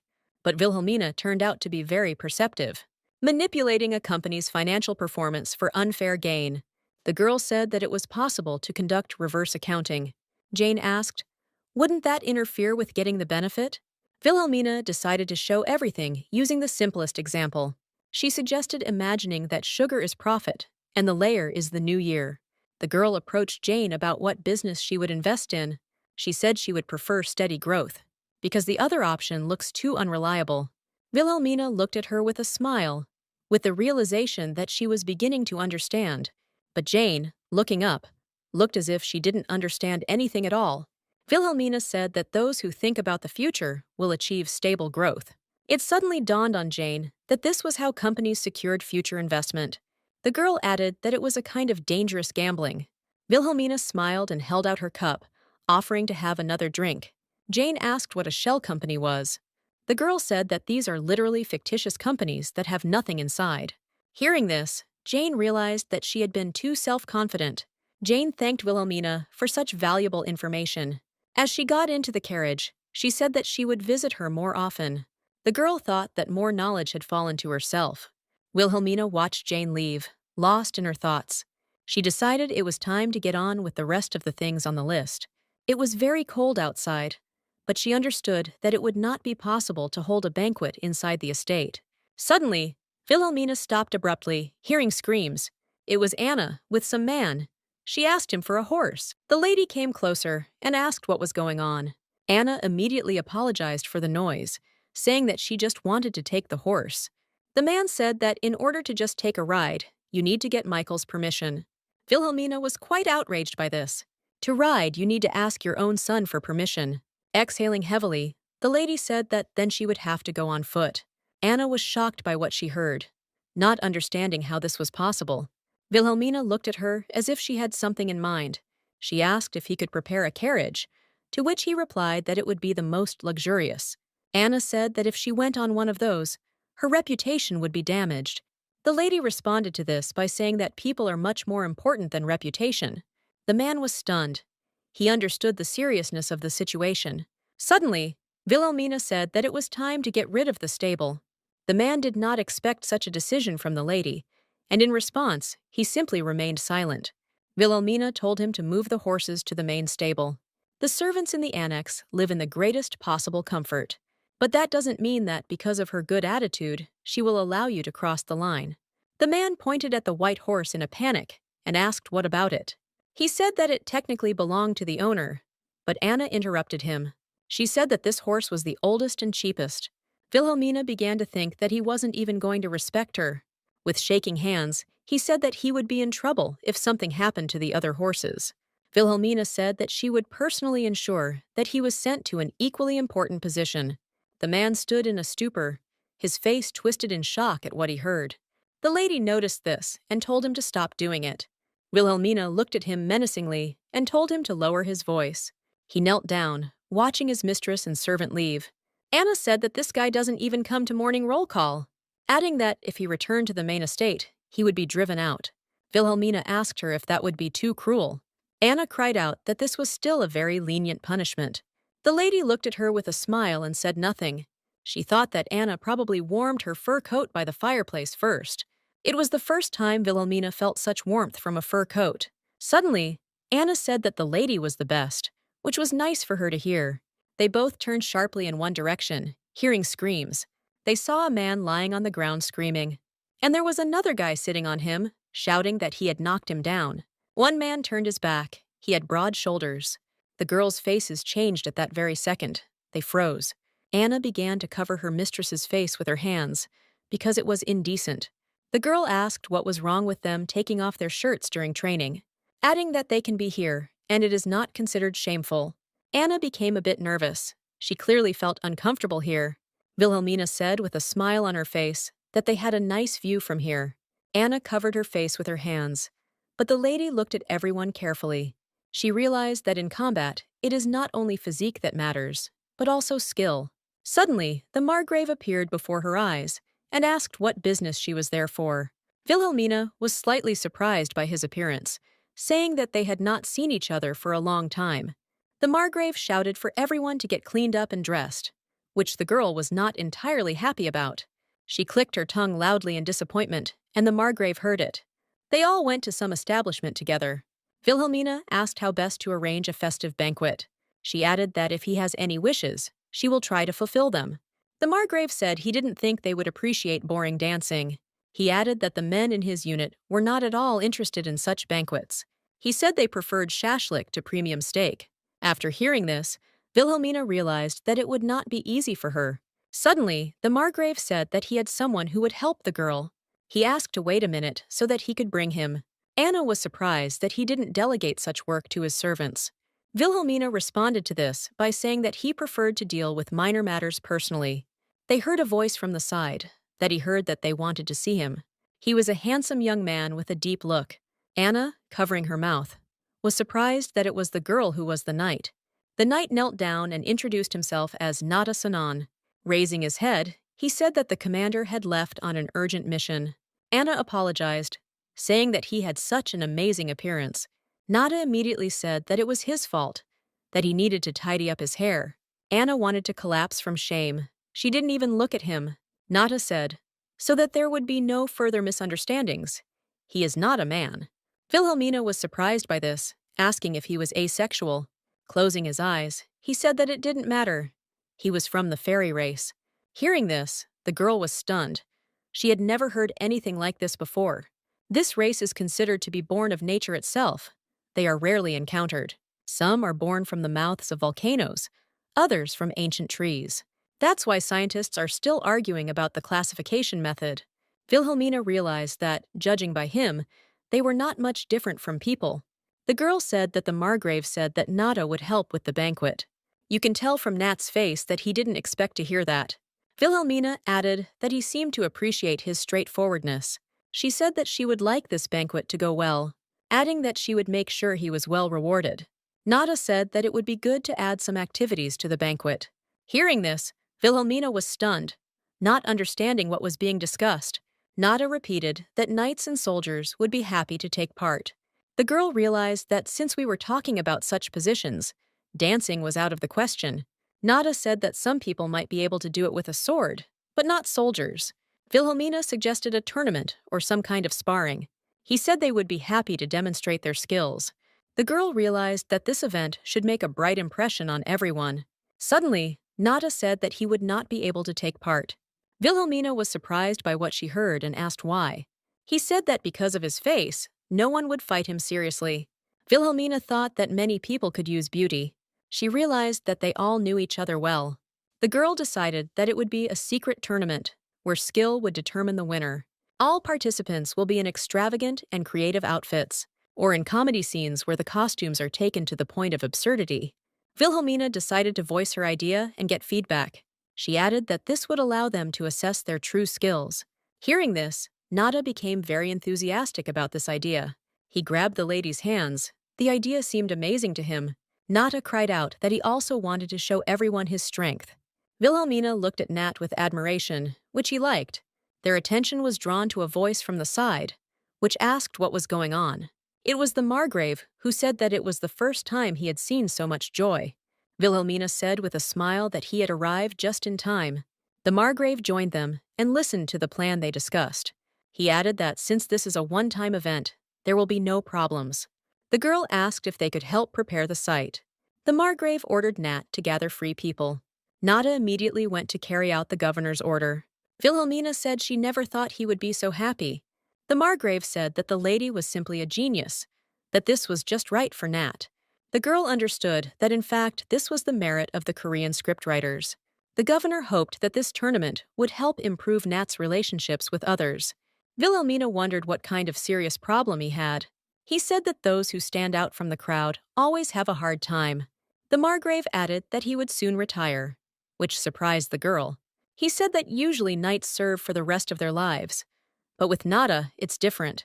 Nata was given a title, and after his resignation, he will be released. Wilhelmina asked if he wanted to find a master for him. The Margrave nodded his head, because if this was not done, he would become a vagabond. The girl asked about his skills, to which she heard that he was one of the best close combat fighters. Wilhelmina thought that there was no one stronger than the Margrave's army in the West. It's unfair to be the best fighter and not get everyone's approval. The Margrave suggested holding the tournament the following weekend. Finally, he offered to take Anna and Wilhelmina home. Wilhelmina asked Anna to order a carriage. The Margrave asked in bewilderment if she really didn't have a carriage. The girl said that everyone was busy, so she took the one that was at the gate. The governor looked at the girls furiously, which frightened them. Anna hid behind the lady, who said that she was not guilty of anything. The Margrave, exhaling, said that he would order a carriage to be prepared for them. He immediately ordered Madame. She said that everything would be ready now. As soon as the girls went outside, they were pleasantly surprised. In front of them stood 6 black horses with luxurious manes. It was a gray carriage, just like the military ones themselves. Wilhelmina wondered what if they thought she had been sent to war. The Margrave said that she was very good and a pleasure to ride. He kindly approached the lady to help her into the carriage. The governor said that they were going the same way, so they would go together. Wilhelmina, looking at him, thought that he was very kind to her. She knew that if she hadn't become a duchess, they would never have spoken. The Margrave asked the girl if she remembered their previous conversation. Wilhelmina remembered him asking if she had been in a relationship. The man lowered his head slightly, saying that he had already forgotten the details of the question. The girl looked at him in bewilderment, not understanding what was going on. Without looking up, he told her to forget about that conversation. Wilhelmina smiled slyly, realizing that she would not forget this. Anna whispered to him if he meant that evening in the garden. Anna became interested in what had happened, while the governor was distracted by the road. Wilhelmina said that there was nothing serious there. Anna covered her mouth with her hands, as if she had imagined something terrible. As she approached the estate, the girl noticed someone near the entrance. She looked closely to see who these people were. Driving a little closer, she realized that it was Helena with that same man. Anna looked at them in horror, realizing that it was Uncle Jackson. Wilhelmina turned slightly towards Anna. She realized that it was the groom. The governor heard Anna say that this Jackson did not give the lady a horse. Helena turned her attention to the approaching carriage. Suddenly, her expression changed. She was very surprised. The Margrave helped Wilhelmina out, saying that he had decided to personally take her there. He added that it was his duty as a knight. He could not abandon a noble lady. Wilhelmina was very surprised by such phrases directed at her. Helena looked at her mother with some animosity, and the girl wondered if he had just stood up for her. She even felt a little uneasy. She understood why and for what purpose. Wilhelmina understood that her position in the Duke's family was precarious. The Margrave looked at her and said that it was time for him to go. The girl, with a sweet smile, thanked him again and said goodbye. Even the Margrave would not spoil relations with the ducal family. Looking at the departing carriage, she hoped that everything would be fine. Her thoughts were interrupted by the memory of Helena behind her back. Wilhelmina, of course, knew that she would be scolded, but not to such an extent. She didn't understand what was wrong with his face, as if he was being led to the scaffold. Suddenly, Helena said that she would immediately prepare a carriage and horses for her. Wilhelmina asked what would happen to the horses that were kept in the outbuilding. Helena, closing her eyes, said that it was the Duke's property. She understood that Helena would buy horses that matched her status. Wilhelmina was about to leave when Helena called her. She said she heard that the groom was not doing his job well, adding that this is why she wants to punish him. Jackson's face became blank. Helena suddenly asked what her mother thought about this. Wilhelmina looked at her in bewilderment, asking what she wanted to say, to which Helena said that she just wanted to get opinions on the punishment. Anna stood in horror. She was very worried about the atmosphere between them. Wilhelmina, closing her eyes, asked what his fault was. Helena said he left the horses in the outbuilding and did not prepare the carriage. In other words, she wants to shift the responsibility onto the girl. Initially, Wilhelmina wanted to transfer him to another position. She understood that if she let him go, she would lose her authority. Wilhelmina asked Helena to clarify something. The girl asked who this groom reported to. Helena asked in surprise what she meant by that, to which the girl said that first we need to decide on this, adding that if he is a servant of the extension, then the fault really lies with her. And then she asked what would happen if this groom belonged to the main estate. Helena will most likely choose the second option, and the blame will fall on her. She understood that if she shifted it onto her shoulders, she would forgive the servant. Wilhelmina tried to understand what Helena would do. Suddenly, Anna said that she was afraid that they would quarrel, adding in a quiet voice that it was the first time she had seen Helena like this. Usually Helena is calm, but with them, she is completely different. The quarrel with Helena ended quite unexpectedly quickly. She said it was her mistake and asked for forgiveness. Wilhelmina thought that she had taken the horses after all. Anna said they said the grooms beat up Uncle Jackson, adding that he was tired of constantly being idle, and they decided to teach him a lesson. Suddenly, the girls' faces changed. Someone greeted the lady. It was Knight Nada, who immediately said that he was glad to see her. Wilhelmina told them to sit down, and she would bring tea. The girl apologized to them, to which they said that it was not difficult for them. Wilhelmina looked at them and thought about something. Looking at Nat, she realized that the Margrave had sent him too. Nata tried to look unperturbed, but she saw his joy. He carefully asked what he needed to do or how he could help.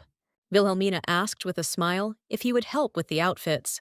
They went inside the outbuilding and came to some room. The girl, entering the room, immediately smiled and asked how things were. The children, seeing Madame, immediately cried out with joy. Nata thought that they were adopted children, but they live on this estate. He asked in surprise, "What? Children really make costumes?" In exchange for this, they live in warm houses and receive food. Nada asked anxiously if she could handle this. Wilhelmina said that if the costumes turn out ridiculous, it will even be funny. Adding that, moreover, this is a kind of charity. She said she wouldn't be surprised if it would be good for the knight's reputation. To Nat, it all sounded somehow strange. He was a little shocked. Wilhelmina said that these guys will help them with everything else too. Nata was even more surprised. He encountered something like this for the first time. The girl offered to join in and help the children. They sat down on chairs. Nada still did not fully understand what was happening. The boy ran up to the lady and addressed her as a sister, asking if she would also live. The boy said that during this time, he sewed a knight's helmet from potatoes. Wilhelmina said with a smile that his suit would be very popular. Nada said that he doesn't know how to sew, and that this will be his first time doing something like this. She asked him to collect and fold the scraps of fabric, adding that he can use any colors. The main thing is to put them together. Nada looked around, and the expression on his face had not changed since the moment they entered this room. Holding the piece of cloth in his hands, he looked at it carefully. He was slightly distracted by the children, who came up to him and watched. They asked who he was, looking at him carefully. Wilhelmina said that this was neither a brother nor a sister, but a handsome knight, adding that he would also receive one of the suits. The children's eyes lit up in surprise that this was a real knight. Wilhelmina thought that no one had called her a beauty when they first met. The boys immediately started asking Nat a bunch of different questions. Nata said that he can ride a horse, but he has never had to save princesses. They looked at him with admiration, without taking their eyes off him. Nata felt a little uneasy. He asked them to take turns asking questions. After some time of helping the children, they left the room. Nata said that Wilhelmina is very kind to children, adding that she is wonderful. Hearing this, The girl became a little embarrassed and said that she was not so kind, adding that there is no point in praising her, as this could create unnecessary expectations. She said that she just gave them jobs and some money.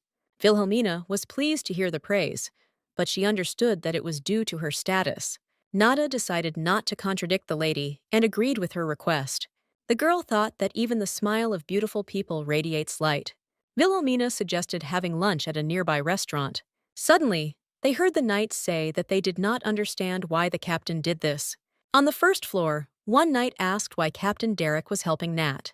The captain asked with a smile, "Was there really any problem with that?"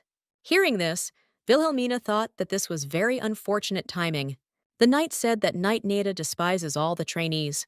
Derek said that from what he heard, they were just jealous. It was clear from Nat's face that he was quite upset.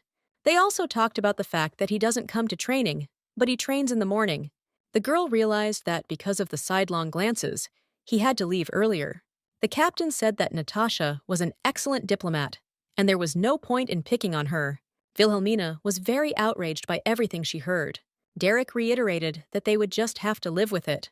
As she walked down the stairs, Wilhelmina looked at them with disdain. The girl felt very uneasy that Nada had to hear this.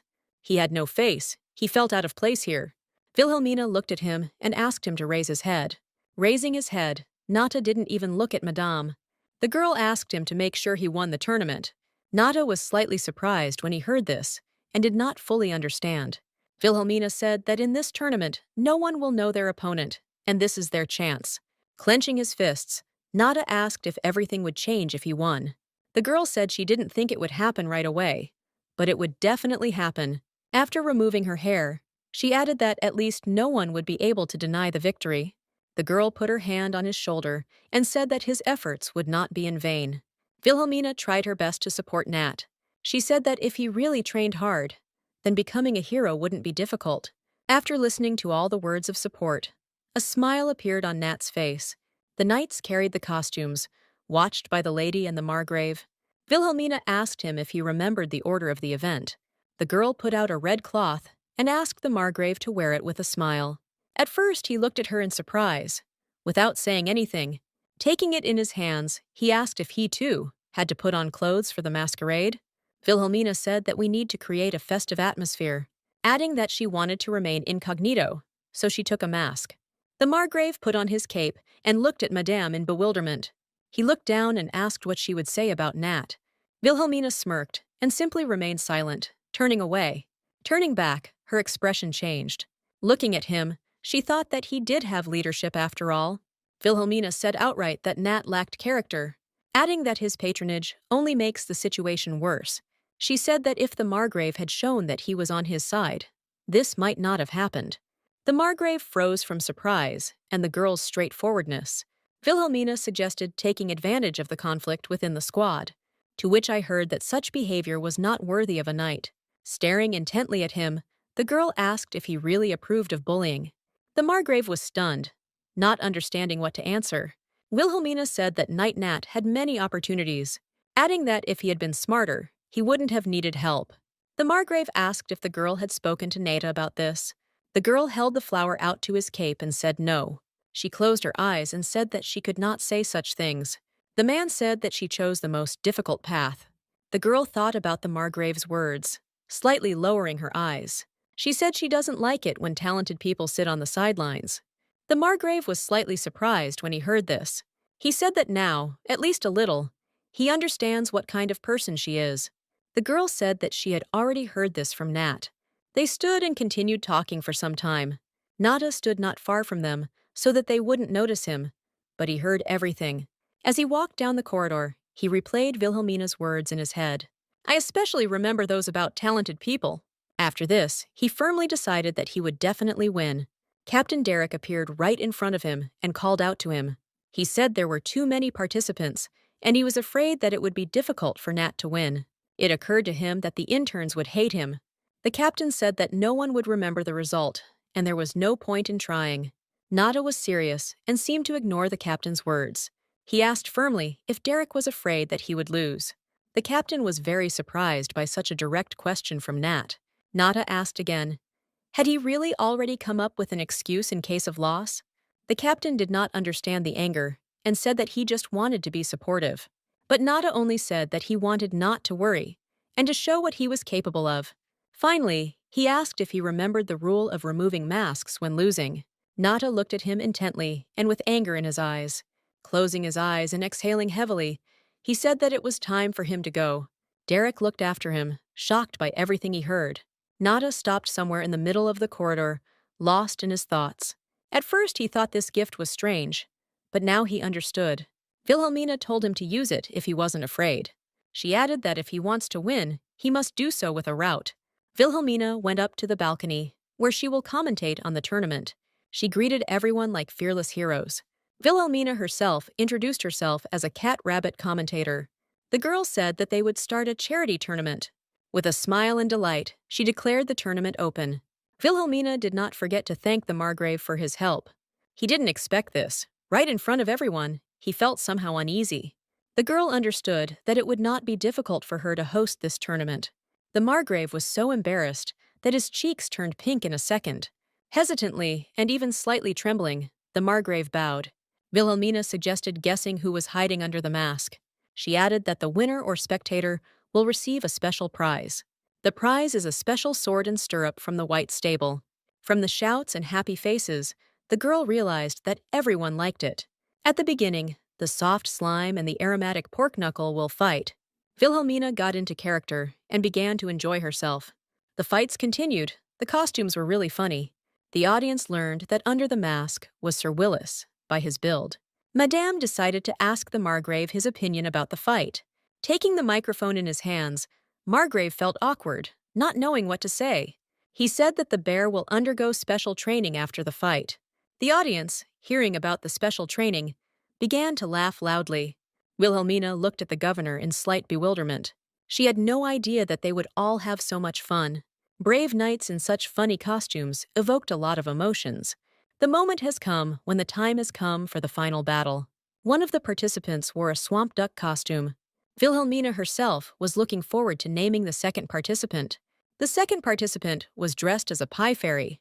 This was Knight Nata. Seeing him, Wilhelmina's heart even started beating faster. She was worried because she thought he would choose a more comfortable suit. Although she understood what influenced the choice of this particular suit, this costume was made for him by the children. He couldn't choose another. Wilhelmina realized that Nata lacked a sense of carelessness. The audience tried to figure out who it was, but they named other knights. They think that they will never see Nat again, because they equate him with weak knights. Wilhelmina mentally screamed at him to show himself. It was clear from Nat's face that he was extremely serious. Seeing what Nat had in his hand, the Margrave was in shock. His opponent was also no less surprised by this. Wilhelmina didn't understand why he had a child's toy instead of a weapon. The opponent asked if he really thought he could win with a toy. Nata didn't listen and decided that there was no point in wasting time. He mercilessly jabbed the toy straight into his opponent's head, with words about how to make a pie and that you shouldn't get distracted. The duck didn't understand what cooking had to do with it. He stood there in a panic. Natasha cried out that even a small pie must be prepared with soul. Hearing this, Wilhelmina closed her eyes and smiled. Nata shouted loudly that they were now going to make a fairy pie. The audience found it funny, but they were also curious about who was under the mask. Wilhelmina noticed that only the common soldiers were laughing, but the knights were tense. They realized that these were not just jokes. The girl asked everyone if the duck would bow its head to the fairy. She screamed loudly that it was time to begin the incredible fight. The fight didn't last long, and Wilhelmina was ready to name the winner. Nat won, and he continues his winning streak. Nata looked at all the clapping spectators with pride in himself. A normal fight will not be able to destroy the knight's prejudices. Wilhelmina looked at Nat with admiration. Everyone was incredibly curious about who this mysterious knight was. Everyone will wait for his next fights until they start rooting for him. Wilhelmina watched the growing interest of all the spectators. At this pace, Nata managed to finish 3 spectacular fights. At first, the audience didn't pay any attention to Nat, but then they couldn't take their eyes off how skillfully Nata was fighting. Suddenly, the opponent cried out that he had not yet shown Nat what he was capable of. The knights watched everything carefully, but did not quite understand what was happening. With a smile on his face, Nata suggested continuing their fight. Hearing this, All the knights cried out with joy, almost jumping. Nat's calmness inspired not only the soldiers, but also the knights. Wilhelmina was happy that everything worked out for him. It is also important to prove that both participants have given their all. Nat's next opponent was wearing a black horse mask. Wilhelmina happily announced that this was the final fight. His rival, a black magician who has never lost a fight. Nata in a pie fairy costume, a crowd favorite. Wilhelmina was intrigued about who would win, but she was interrupted. The girl turned her gaze in the direction where the voice came from. Nat's opponent suggested taking off the masks since this was the final fight. Wilhelmina didn't expect this and was a little confused. They stood face to face, Derek relying on the fact that he was already known to everyone. The knights, of course, supported this idea because everyone was interested. The girl thought that he wanted to take advantage of the fact that many people don't accept Nata. Nata apologized and said that he could not accept the offer. He added that this suit was made for him by a little lady, Tirina. His honor would not allow him to take off the suit that she had sewn with such difficulty. The knights began to discuss that these costumes were part of the charity. Nata said that he promised this little lady his victory. Derek was angered that despite being the captain, he refused him. Wilhelmina was no less shocked, not quite understanding what was happening. Marcraft said that usually you can't get another word out of him. The girl decided that he needed to be supported and not given a reason to be ridiculed. Wilhelmina announced the beginning of the final battle. Without further ado, it was clear from Nat's face that he was slightly overwhelmed with excitement. Captain Derek was so angry that he even groaned and shouted something out loud. They stood opposite each other, the rage in their eyes overflowing. The Margrave and Wilhelmina sat in shock from the tense situation. Nat's desire to win was obvious to the naked eye. With all his fury, Derek rushed straight at Nat. He didn't even think for a second. He was serious in his intentions. Seeing this, the Margrave's face instantly changed. He even opened his mouth. Wilhelmina also became worried, not understanding why Derek sped up. She thought that he was hiding his strength, because he had lost before. Suddenly, Margrave turned slightly and said that Derek was using magic. The girl asked if he really sped up with her help. He said that now he made it so that no one would notice her. Secunda and Natasha cried out with a small cry from surprise. Wilhelmina almost screamed that this was unfair. The Markgraf said that the rules don't say anything about it, so it can't be called a violation, adding that Natasha can also use magic. But it will be difficult to hide. Wilhelmina was horrified that she didn't even know that magic existed in the world. The rules only say that the loser is the one who gives up or leaves the arena. The girl did not take her eyes off Nat, not understanding whether he would be able to win. The knights began to discuss what seemed to be a black magician using magic. The girl heard that the knights were perplexed. Could the black magician really be so dishonest? Wilhelmina knew people had noticed, but he continued to use her. The final fight was in full swing. Emotions were running high. For Derek, defeating Nat is more important than saving face in front of the other knights. Captain Derek knew that their forces were not equal to Nat's. Wilhelmina was confused. If things went on like this, Nata would lose. In turn, Derek didn't even think about slowing down. Everyone was scared when Nat's weapon flew off to the side. It broke in two, and he was left with nothing. Realizing what had happened, he let go of the stick without thinking. Nata stood there, perplexed as to what he should do next. The spectators and the lady thought that he was giving up and throwing away his sword. Nata clenched his fists. He was ready to fight with Derek with his bare hands. Wilhelmina cried out in horror that he had chosen a fist fight. The knights were confused, because he could not win with his bare hands. Derek asked through gritted teeth if he really wasn't planning on giving up. Nata, without thinking twice and without answering, rushed at Derek. The black magician held his sword out in front of him to avoid the blow. But he didn't expect that Nata would knock the sword away with her hand without thinking. Before Derek had time to come to his senses, a fist flew straight into his face. From the strong blow, he flew back with a scream. The audience was amazed that he actually fought with his bare hands. Derek stood up, clenching his teeth in rage, staring straight at him. Nata didn't answer anything. He just pointed with his hand for him to stand up. The Margrave and Wilhelmina were speechless at what they saw. The girl became much more interested in watching their fight. Captain Derek sat on the floor, his hand slowly reaching for his sword. Seeing this, Natasha was slightly scared. Not understanding what would happen, Derek was on his feet in a second and rushed straight at him. Nada was at a loss. He was driven into a dead end. With a sly smile on his face, Derek exclaimed that the pie fairy had been caught. No one understood where he got the second dagger from. Wilhelmina noticed that the tip was pointed straight at her. Turning his head slightly, Natasha shouted to Madame so that she would notice. Wilhelmina seemed to be petrified, her eyes wide. She stared at the dagger flying straight at her. Nada decided not to hesitate and intercepted the flying dagger with his hand. The Margrave, seeing all this, shielded his lady with his body. It looked so exciting, everyone froze in shock. Nada immediately turned to the lady and asked if she was okay. He loomed over her, and Wilhelmina fell into a stupor.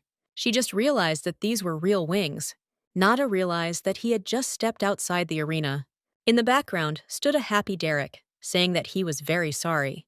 With a sly smile on his face, he said that victory was still his. Hearing this, Nada lowered his gaze. He was very upset. Wilhelmina was very angry at Derek because he did it on purpose. The black magician said sarcastically that there was an exit beyond the arena. Nada tried to come to his senses after what happened. He was terribly offended that everything happened exactly this way. Wilhelmina asked Derek why he threw the sword at her. Derek cried out angrily. What did she mean? She asked what? Did he really take such a step in order to exclude the enemy? Derek said indignantly that a knight would never resort to such a thing. Pointing at Nat, he said that it was his fault. Wilhelmina told him to observe the rules of decency. The Margrave naturally agreed with Wilhelmina's words. The knights were shocked, not understanding what was happening. The girl concluded that Derek knew he was fighting against Nat. Hearing this, Captain Derek became even more furious. Derek said he didn't need some stranger. Unable to bear it any longer, Wilhelmina tore the mask off her face. She looked up and said that he knew exactly who she was. Captain Derek, seeing the Duchess in front of him, immediately froze. The girl turned to the Margrave, saying that she was disappointed. The Margrave said it was his mistake and apologized to Madame. Derek started shouting that he really didn't know. Wilhelmina said that meant he knew there was someone behind him. Derek realized that he had said something stupid and began to make excuses. Wilhelmina looked at Captain Derek with disdain. She asked Nat what he thought about all this. Nada, adjusting his suit, silently lowered his head and took off his mask. Beads of sweat were pouring down his face. He was in complete despair. Derek, seeing who was under the mask all this time, was stunned. Nada said he believed that no one should harm others. Wilhelmina said that it meant Natasha was willing to lose to save her. Turning her head away, she said she should have been more careful, adding that since it was her fault, she took responsibility. Wilhelmina suggested a rematch. Derek, of course, could never have expected such a decision. Nada was no less shocked by what he heard. The girl said that in order to avoid such incidents, one must fight fairly, taking off the masks, or the Margrave, as a witness, will conduct a thorough investigation. The governor, lowering his head, said that this was a reasonable proposal. Captain Derek became seriously nervous, looking down at the floor. He dropped his mask from his hands and said in a quiet voice that he gave up. The banquet did not end there, and they moved outside. Wilhelmina watched all the knights from the balcony. From behind her, someone said that the girl had handled the situation well. It was the Margrave. Wilhelmina asked him if he had finished his speech. He said he would take disciplinary action instead of 1,000 words. The girl turned away and exhaled heavily. The atmosphere was tense. The Margrave said he was glad that he had managed to ease Nat's lot. He added that it was all thanks to her and laughed. Looking at the Duchess, he said that she skillfully controlled the crowd. The girl said that she was far from him, who had experienced so much adversity. She asked if he hadn't been agreeing with every word from the beginning. The Margrave closed his eyes and said that one is always forced to learn something new. Wilhelmina thought that his attitude had become softer. The Margrave said he would try to adjust his schedule and make it to the New Year's banquet. Suddenly, the governor silently dropped to one knee. There was something small in his hand. Wilhelmina looked at the Margrave in bewilderment. He extended his hand forward and said that this was the seal of his family, Isanon. Without raising his head, he began to swear on his own behalf. The Right Honorable Duchess, Wilhelmina Leighton, rightfully holds and deserves her title. Wilhelmina sat in her room and wrote a letter to Viscountess Roland. After completing their studies, they became close and began exchanging letters. Lately, she has been talking about some boy. Wilhelmina understood that raising a teenager was not an easy task. Stretching slightly, she was glad she was finished. Wilhelmina suddenly remembered the Margrave's words. He said he would always listen to the Duchess's words. Her thoughts were interrupted by Anna saying that a visitor had arrived. As soon as the visitor entered, the girl froze in bewilderment. Nata stood in front of her, with a large bag on her shoulders, folding her arms across her chest. The girl asked what brought him here. Nata said that he had come to serve the Duchess. Wilhelmina wondered if knights could really burst in like that. She heard voices outside the door, that he wanted to be her knight. It was Anna with another maid. Madame waved her hand for them to leave. Natasha cried out that he could be anyone, just to be close. Wilhelmina was very surprised by what she heard. Looking at him, she asked if the Count knew about this. Nata said with a smile that, of course, the gentleman was aware of everything. Wilhelmina thought that the Count had probably arranged everything himself. Nata said that she was the only one who accepted him for who he was. Wilhelmina closed her eyes and exhaled heavily. She knew she had no choice, saying it wasn't part of her plan. The girl took the letter in her hands and handed it to Nat. Nata looked first at the girl and then at the letter. Wilhelmina said that it was a letter of recommendation, and she wanted him to become her personal knight. Hearing this, Natasha even trembled slightly with excitement. Wilhelmina had a meeting with Jane. The ducal family is very strict. They thought it would be difficult for guests to get inside. But Jane and her workers were surprisingly quickly let through. She said they could keep an eye on the dark characters. Wilhelmina turned her head slightly and offered Nat some tea. Nata did not answer. He stared intently. The girl was interested in this, which is why he couldn't tear himself away for so long. She didn't understand, because Jane's workers were walking downstairs. Suddenly, Wilhelmina's expression changed. She noticed one of the workers. The girl thought it was the messenger with whom Jane came last time. His face, his hair, were very similar to that guy. Jane said that she hired him to help the knights. Natasha thoughtfully said that he was very skilled. Leaning towards Madame, he said that he could not even accurately estimate its strength. This slightly surprised Wilhelmina. Was he really that skilled? If Nata says so, then this guy is stronger than most swordsmen. She wondered why such a talented person should be entrusted with minor work. Wilhelmina, raising the cup to her mouth, asked if he was a knight. Jane said he was just a reliable person. Looking at the guy again, she realized that Jane had secrets too. Wilhelmina had the feeling that she had seen him before. Now, like Natasha, she did not take her eyes off him. Suddenly, the girl noticed that this guy was looking at them. Wilhelmina turned her head sharply, looking down at the cup, and this guy continued to watch for some time. Jane said that their conversation could end there. She thanked Wilhelmina for once again learning something new for herself.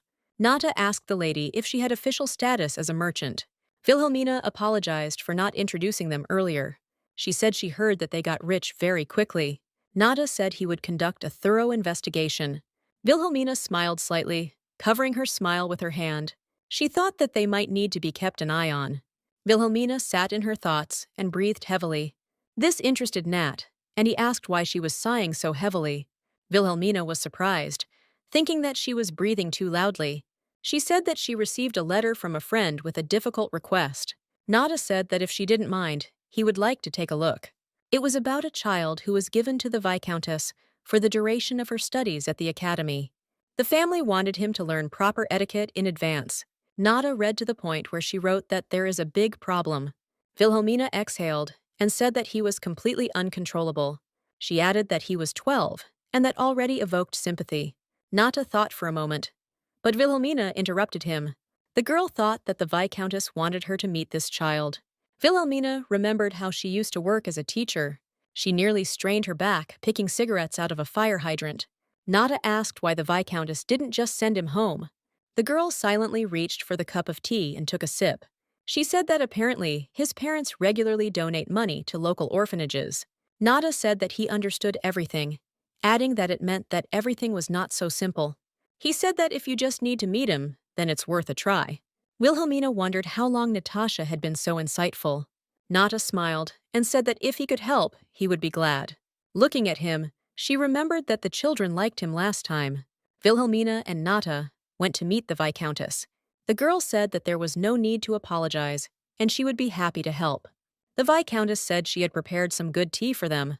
Her attention focused on Nat. Wilhelmina introduced him as her personal knight. She noticed that the Viscountess looked more relaxed next to Nada. The woman began to talk about the boy, that he had become quite aggressive. The girl realized that everything was even worse than described in the letter. The Viscountess said that if anything goes wrong, she will take responsibility. She was very worried and asked for just one conversation. Wilhelmina understood that when elders asked for help like this, it was hard to refuse. The girl saw how much she cared for the children without giving up. The Viscountess knows her limits, but continues to care. And even if a student creates big problems, she doesn't give up. Wilhelmina asked her not to expect too much. Hearing this, the Viscountess seemed to glow, thanking Madame. Wilhelmina asked where this student was now. The woman said that he came with her, with the servants in the living room. Suddenly, they heard some screams, which even scared them. There was also a loud crash from a broken vase of flowers. The boy shouted loudly to be answered by the Viscountess. The frightened servant said that she asked to wait a little bit. The boy threw the book at the servant, shouting that she could not contradict him. He stopped because he heard a loud and stern voice. It was Wilhelmina's voice telling him to stop everything. The girl folded her arms across her chest and asked what was going on. The boy asked why the servants here were so slow. He looked menacingly at Wilhelmina and asked who she was. Wilhelmina glared at him, calling him a little punk. The boy clearly didn't like this and became even more angry. He stood with clenched fists and looked at Madame. The girl told Anna that she had taken the servant away and checked to see if she was injured.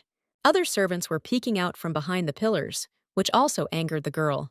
The boy came closer to the lady and repeated his question, who she was. Wilhelmina didn't understand how one could address an elder as you. Now it became clear to her how he felt about the Viscountess's education. Wilhelmina asked the boy to repeat it again. The boy said indignantly that there was no one else here. The girl realized that she needed to at least straighten his brains out a little. The boy began to shout in rage, asking why she was silent. Had she swallowed her tongue? All he needs to do is correct his own manner of speaking. The boy turned to the Viscountess, who had been standing silently all this time. The girl asked Nat to put the child in front of her. Nada walked up to him and carefully placed his hands on his shoulders. Without much effort, he gently pushed it in front of Madame. The boy started shouting at him not to dare touch him. He started swinging his fists at Nat, which made him feel funny. Nada took him by the hands and turned him back to Wilhelmina. Tears began to flow from the boy's eyes. He felt uncomfortable. Wilhelmina now realized how hard it was for the Viscountess. The girl told him to answer her, looking into her eyes, how he should address her. She realized that he clearly realized that the lady of the estate was in front of him. The boy said with displeasure that he should communicate informally. Wilhelmina asked Nat to bring a chair, realizing that she was here for a long time. Hearing this, the boy shouted out that he should address her as Madam. Looking at her, he asked who she was, already in a calm voice. Wilhelmina said he should introduce himself first. The boy said his name was Jace Milo and asked to introduce himself to the Madam. The girl said she was the wife of the previous Grand Duke of Leighton. Hearing this, Jace was very surprised. Even his mouth opened slightly. Wilhelmina looked at the Viscountess and turned to her. She said she would help with the teaching for a while. The Viscountess thanked Wilhelmina for her help. The girl said that Jace needed to be brought every morning. She said that they would discuss the details later, but now they would eat.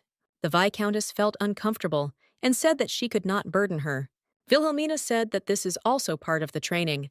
Among the known methods, there are those related to food. They all went to the dining room together for dinner. Jace sat there furious as to why he was here. He looked around, examining everything, and stopped at Madame. He didn't understand why she didn't explain why she brought him here. The boy was afraid to tell Madame that he didn't like celery. Wilhelmina looked at him with a smile and said that they would fry him tomorrow. Jace, hearing this, became even more angry at Madame. He realized that if he didn't eat it, they would serve it again tomorrow. The boy pulled the spoon towards his mouth with great effort. Noticing this, Wilhelmina said that it would be better to eat meatballs tomorrow. Jace, of course, heard this and smiled.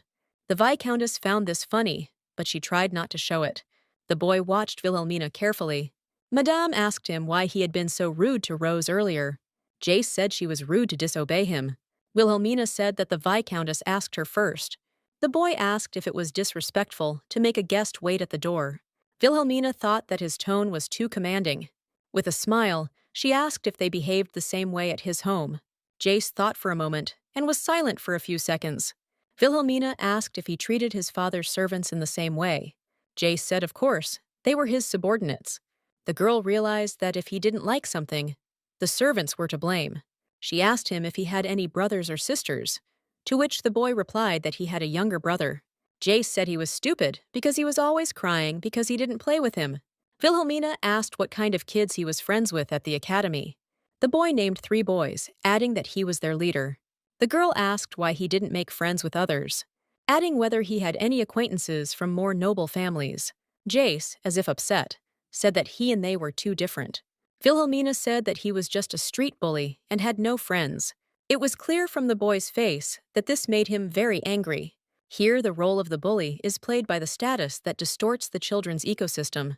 Wilhelmina decided that a performance would be needed for training. The next day, he went to the estate, which Jace was clearly unhappy about. He thought that something was wrong with Madame. Jace noticed that she was acting like a teacher from the academy. The guys told him that she herself came from impoverished nobility.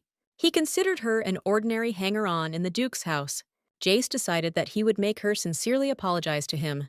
Opening the doors, he saw Wilhelmina and the maid on their knees. The girl, noticing the boy, said that he was just in time. The boy was stunned, not understanding what was happening to them. Wilhelmina approached Rose that she was taking a month off from work. Rose, sobbing and without raising her head, said that it happened to her. Jace thought she was being punished for yesterday's situation. Looking at Rose crying, he only thought that she deserved it. Wilhelmina told Jace that he arrived earlier than she thought. The boy, closing his eyes, said that he even got up at 6 in the morning. Wilhelmina didn't understand why he didn't regret it at all. The boy started to say something, but the lady interrupted him. Wilhelmina handed him the paper and said that he needed to sign it. The boy picked up the sheet of paper and did not understand what it was. The girl said that this was an order to punish Rose. He read that she was being punished for her attitude towards him. Wilhelmina repeated that he must read it carefully and sign. Jace asked if he would get his punishment lifted if he didn't sign. Madame did not expect such a question and said that he was right. Jace, after answering, immediately began to sign the document. With a smile on his face, he extended his hand with the document to Madame. Wilhelmina looked at him and smiled. The boy didn't understand why she had that expression on her face. Madame handed the document to Nat and said that everything was confirmed. She said there was something else. The boy looked at them indignantly. Wilhelmina said that she presented him with an invoice and handed him the sheet. Jace was extremely angry and confused. He took a shot at Nat, who had a large shot glass in his hands. The girl said that this was a report for a broken pot. Jace shouted loudly why he should pay for it.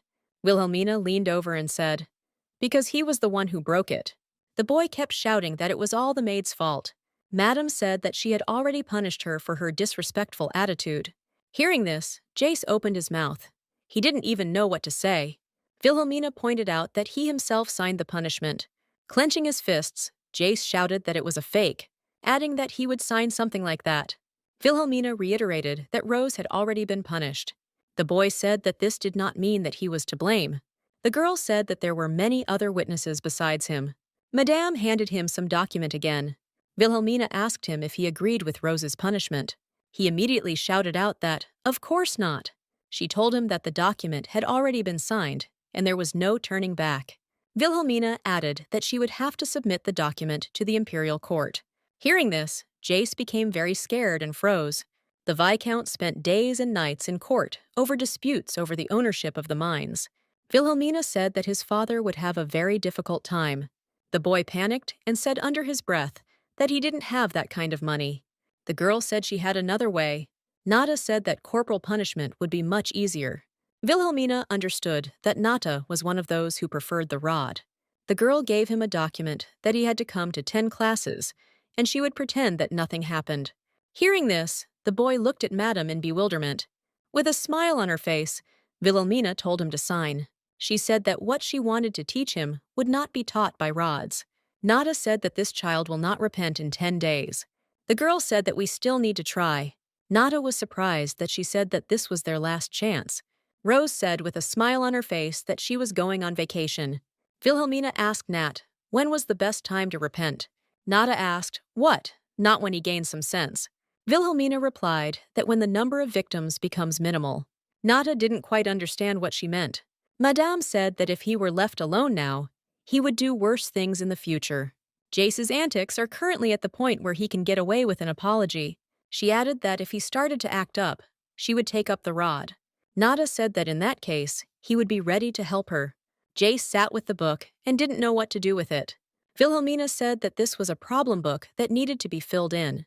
The boy asked when he had decided everything, could he leave? He didn't listen to the madam and immediately began to make decisions. The girl realized that he still wasn't listening and sat down next to him. Jace looked at the page and was surprised. He was furious at how much stuff there was. Wilhelmina asked if he thought compensation would be easy.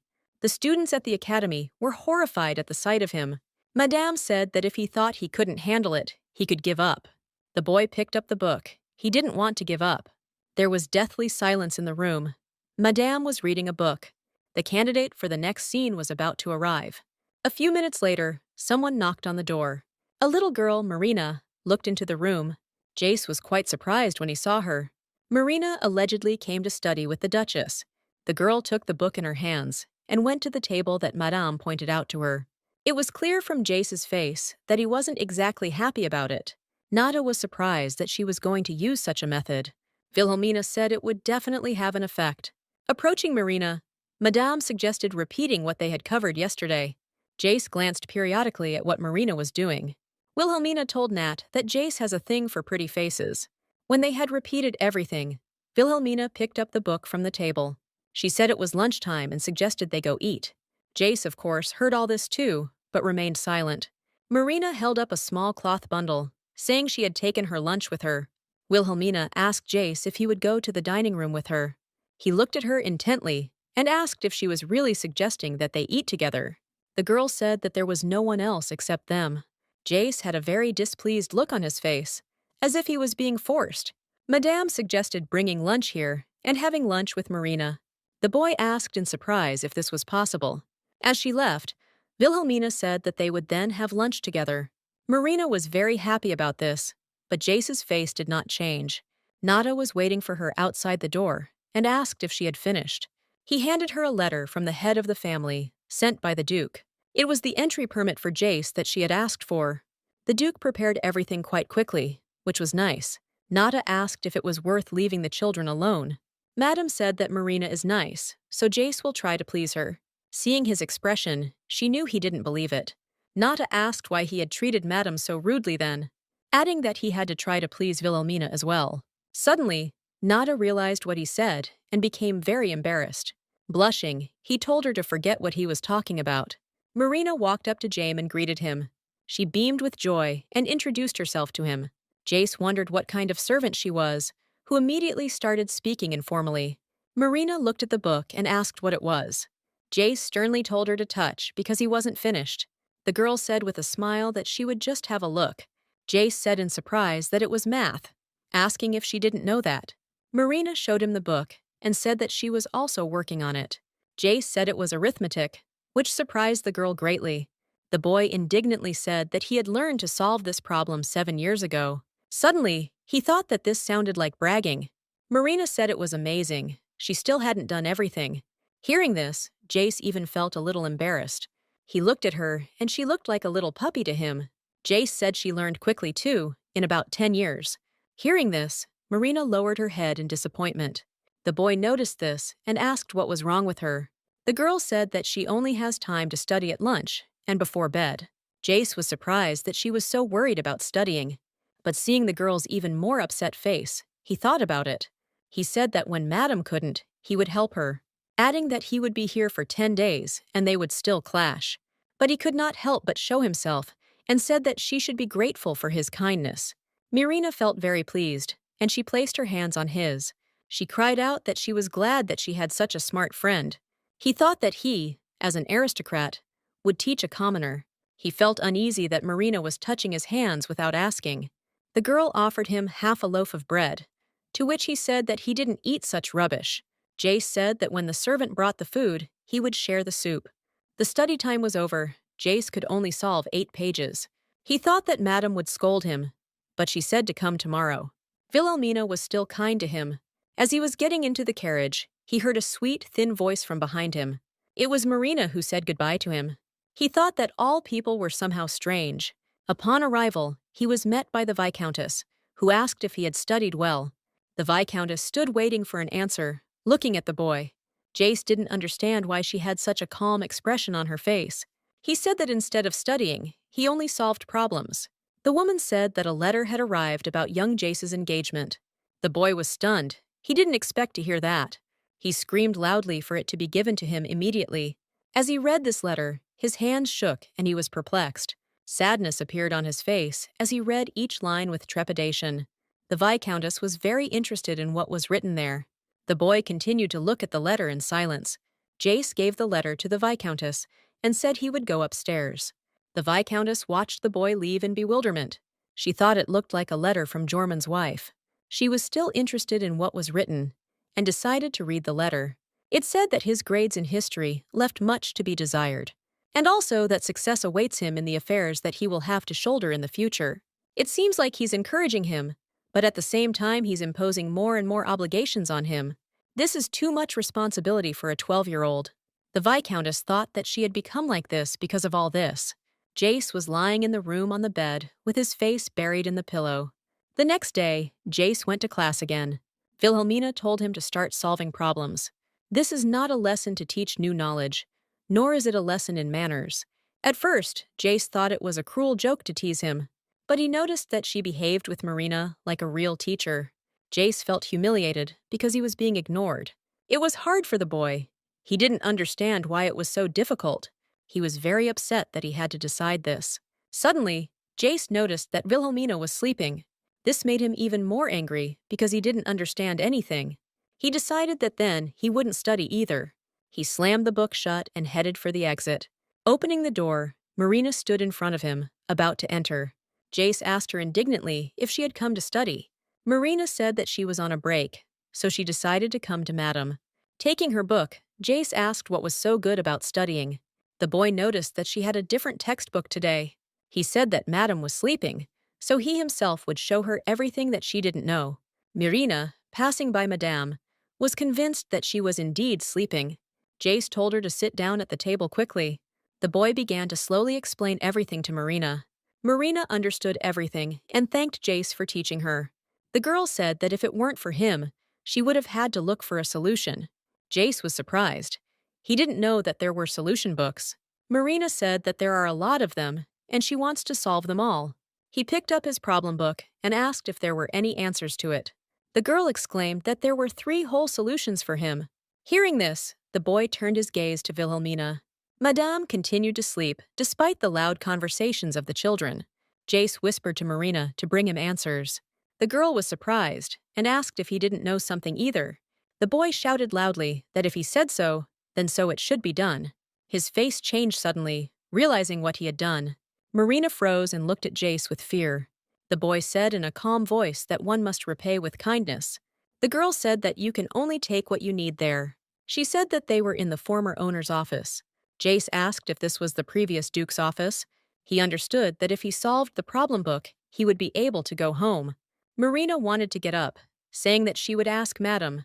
Jace shouted that if she told Madam, he would not be friends with her or help her. Hearing this, the girl felt very offended, and her eyes filled with tears. Jace said that he wouldn't leave her alone anyway. Grabbing her hands, he again asked her to bring the answers.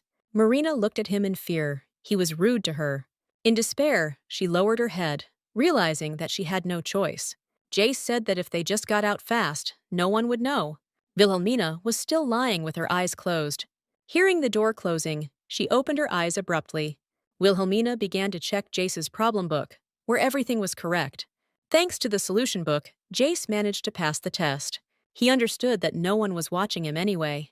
Looking at Wilhelmina, he thought that she was not the eldest madam at all. Regardless, it was easy for Jace to copy the answers in the chaos. The answers were written out on 3 sheets of paper, which he sent to Marina to get. He threatened to pester Madame if she didn't bring answers. Listening to all this, Marina, of course, could not refuse him. Jace knew that all he had to do was mention her name, and she would immediately agree with everything. Jace was glad that this hassle would soon be over. The boy noticed Marina, who was heading towards him, He thought that Madame had assigned her to him instead of a servant. Marina suggested that he secretly eat something tasty in the kitchen. Then she suggested playing a game of guessing the names of the flowers in the garden. All the games Marina wanted to play were childish. He thought that if he played along a little, maybe nothing would happen. Handing over the book, Marina asked if Jace had read it.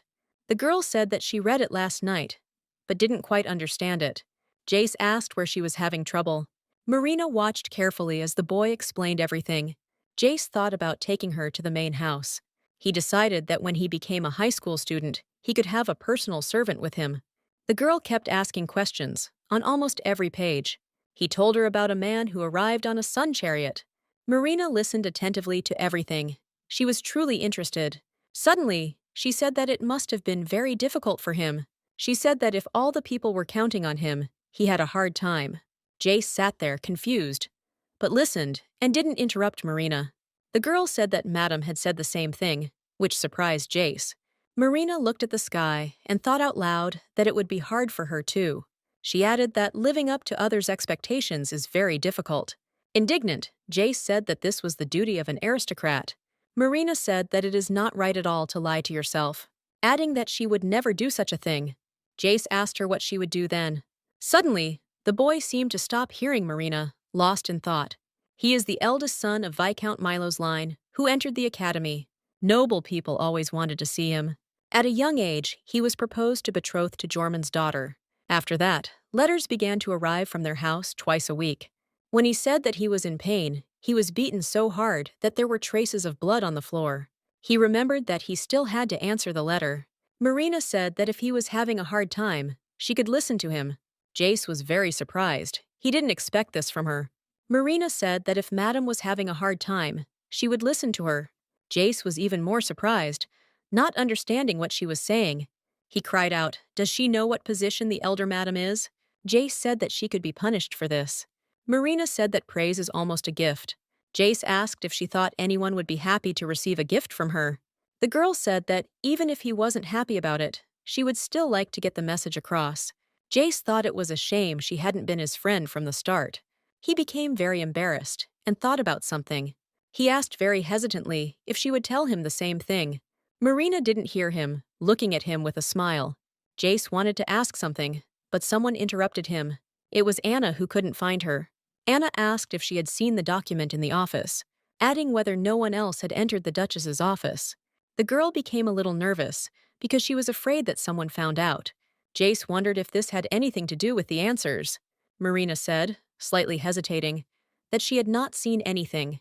Anna suggested going together and looking for him. The girl turned to Jace one last time and said goodbye. The boy sat there in some kind of bewilderment and stupor. Jace decided he couldn't just sit there and went inside. He realized that the missing document was indeed important. He thought they were all fools. His father would have found everything right away. Jace has his last day tomorrow. He thought he'd look at the assignments. Taking the problem book in his hands, his facial expression changed in a second. A leaf fell out of the book, which surprised the boy. After reading the title of the document, he realized that this was what everyone was looking for. His hands were shaking violently with fear. He understood that he needed to be returned. He recalled the words about the need to treat the estate budget with care. Even his father is strict in such matters, and here is a document on the budget of the ducal house. Jace didn't understand how to return him to Wilhelmina now. Here he thought that he had not taken the answers himself. The problem book in which the document was found was brought by Marina. While he was sitting in his thoughts, Wilhelmina entered the office. She was surprised to see Jace and asked if he had been studying. The boy, frightened, slowly turned his gaze to Madame. Madame asked herself with trepidation where she had put the document. Madame said that the document and the suspect Marina were missing. Jace said in a quiet, worried voice that it wasn't her. Wilhelmina, hearing this, froze in place. Turning slightly, she asked why he thought so. Jace asked if someone had just secretly entered the office. Wilhelmina walked up to him and looked him in the eye. She said that this couldn't be. The office was guarded by Natasha. Jace said he might have fallen behind a closet somewhere. He asked anxiously what would happen to Marina then. Jace wanted to admit that it had happened by accident when she was looking for answers for him. He was afraid that if the Count's house of Jormund found out about this, the boy understood that no one would take his side. Jace knew he was only doing things they didn't like. He realized that the only person who could become his ally was Marina. The words she said about listening to him sank into his soul. He felt unbearably scared and sad about everything. Wilhelmina checked his problem book and said that, as always, it was top-notch. Putting the problem book on the table, she said that now she had a lot of things to do. Patting him on the shoulder, she added that they would finish early today. The girl offered him something to eat before leaving. Jace didn't raise his head. He was ashamed. He just muttered something. He stood up abruptly from his chair and headed for the door. Jace shouted that he was going home. He was walking very quickly. He didn't understand how to act and what to do. You could tell from his face how much he was worried. Suddenly, Wilhelmina reminded him that tomorrow was the last day. She wondered to herself what he would choose. Jace was lying in his room with the blanket pulled over his head.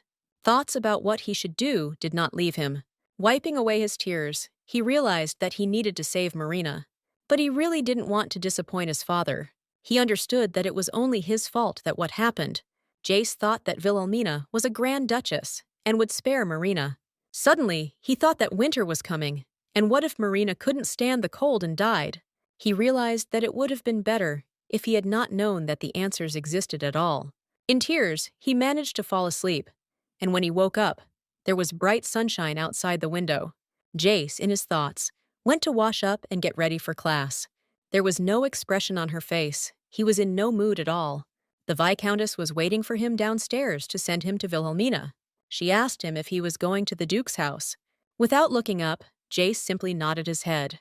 The Viscountess said that a carriage was already waiting for him. She saw that something was wrong with him, but she didn't ask. Wilhelmina was waiting for Jace to arrive. Anna asked why it was necessary to go so far. Madame said that Anna turns out to be quite the intriguer. Wilhelmina said that it was time for them to go out, adding that Helena is really looking forward to this event, and it is worth going to meet her halfway. The girl said that Baron Milo's family had attracted a lot of attention in the West. Baron Milo wants connections, and the Count wants wealth.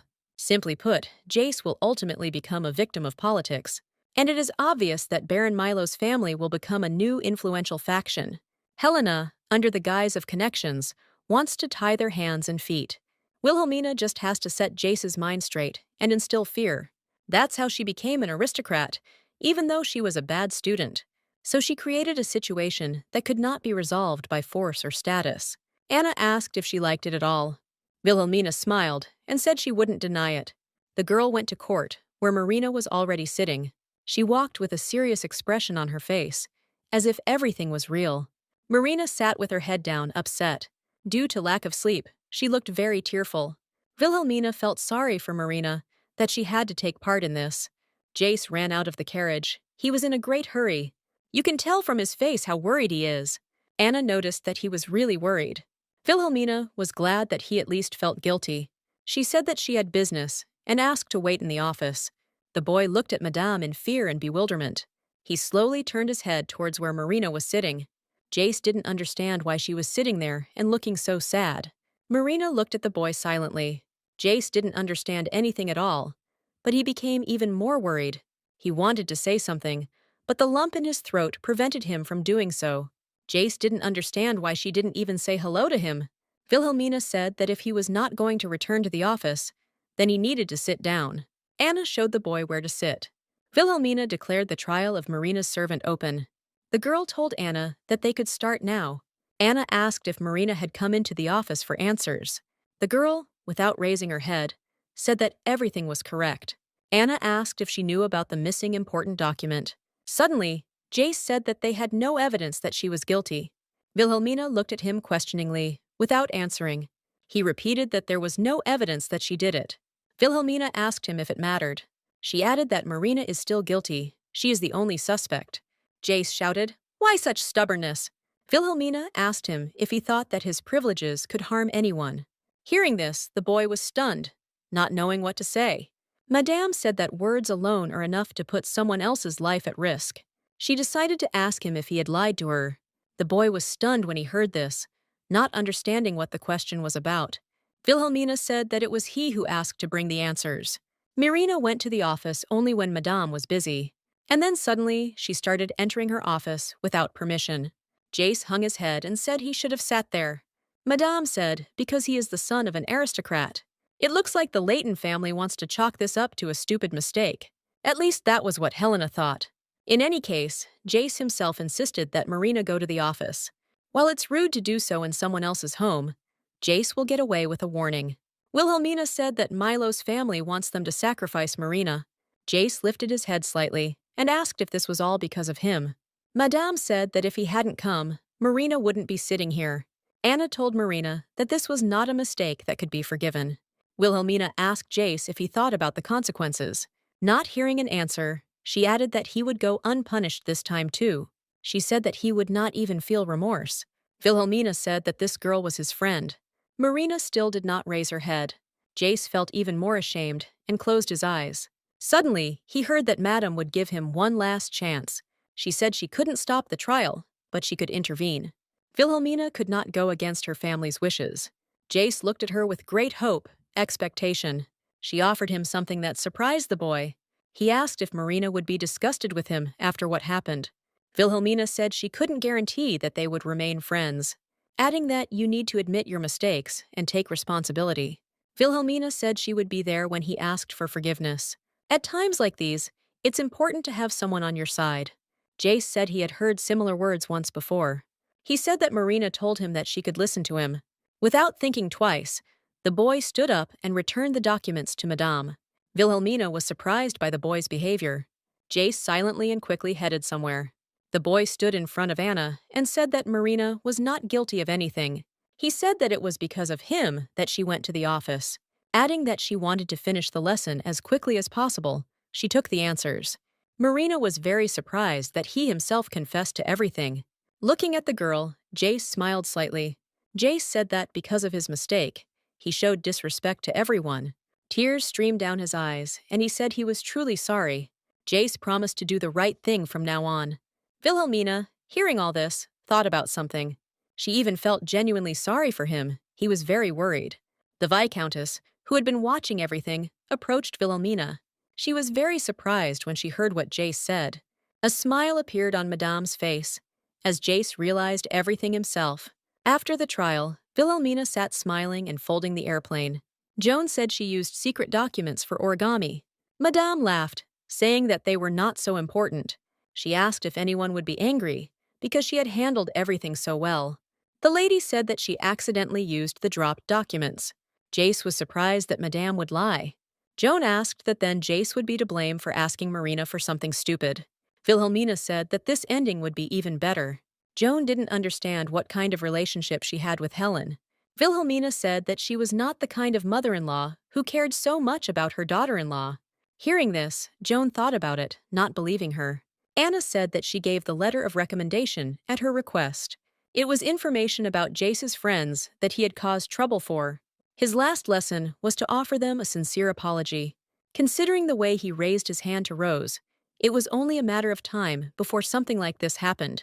Jace's parents gave him to the Viscountess in time for re-education. Joan realized then that the biggest problem was her parents. One could only hope that Viscount Milo's family would make a wise choice. Wilhelmina really hoped that Jace would learn his lesson. Unexpectedly, Natasha came up to me and asked about the letter of recommendation. Nat's expression showed that he was shocked. Madame said that this is Count Taitan Isenon's training camp. The army severely punishes disciplined recruits. Joan said she had something for the Duchess. She took out a beautiful box of stones from her bag. Wilhelmina was very surprised and asked if it was really for her. When she opened the box, she was even more surprised. She had a beautiful necklace with a large green stone. Joan recalled that she had been looking at the magical instrument, adding that if you press on the stone, her voice will be heard everywhere. Pressing the stone, Madame asked to bring Anna more snacks. The voice carried through all the corridors of the annex. Anna ran into the room, asking why he was shouting like that. Nada said he thought it should be kept for emergencies. Madame said that she couldn't just accept her. Joan repeated that she had come into possession of the item by chance, adding that she would feel awkward if she didn't accept it. Wilhelmina thought that this sounded rather strange. The long-awaited New Year's ball was approaching. This is the biggest event before the New Year's reception and festival, in which the Duke of Leighton family puts all their efforts. Nada noticed that Madame was bored and suggested going for a walk. Wilhelmina said that it is better to live peacefully and not bother anyone. Anna said that the elder Madame was very sensitive to the cold. Wilhelmina said that she would soon have a reason to go out. Nata asked if there were any plans other than the ball. Madame said that there weren't any yet, but she thought that they would appear soon, adding that His Majesty the Emperor will attend the New Year's ball. This is an unpleasant situation for the ducal family. There was already a conflict between the Leightons and the Emperor. Wilhelmina was sure that something bad would happen. Just thinking about it gave Madame goosebumps. Her thoughts were interrupted by Anna, who addressed her. She said that Helena said she would come to the annex. Wilhelmina was of course not entirely happy about this. Helena said she had to give a congratulatory speech, and she asked to discuss this urgently with the Duke. She was sure that he was doing all this on purpose, thinking that he decided to annoy the Leighton family in this way. Wilhelmina went to the main estate for discussions. The Duke said that the Emperor had entrusted her with the speech at the ball. She asked if he knew that this was the Duke of Leighton's family ball. Helena closed her eyes and said that of course he knew. For aristocrats, the New Year's ball is not just a celebration. For them, it's more like a year-end review. Wilhelmina came out of nowhere and was imposed on her by the Emperor. She understood that if she made a mistake, it would become a laughingstock. Michael and Helena get angry when someone interferes in family affairs. The girl asked what they wanted to do. The Duke said he was going to give it up, adding that the consequences of a mistake would be too great. The girl said that if they accepted it, the balance in the West would be upset. Helena's older brother dropped out of the race for the throne. The second prince, who received support from the East, became emperor. If his words are followed in any situation, the unity of the West may weaken. Suddenly, Helena firmly and confidently said that it was impossible. The Duke and Wilhelmina looked at her in bewilderment. She said that His Majesty's order must be carried out. Wilhelmina thought that it was a suggestion, not an order. Helena said that the significance of this ball should not be taken lightly, adding that if they refuse, something irreparable will happen.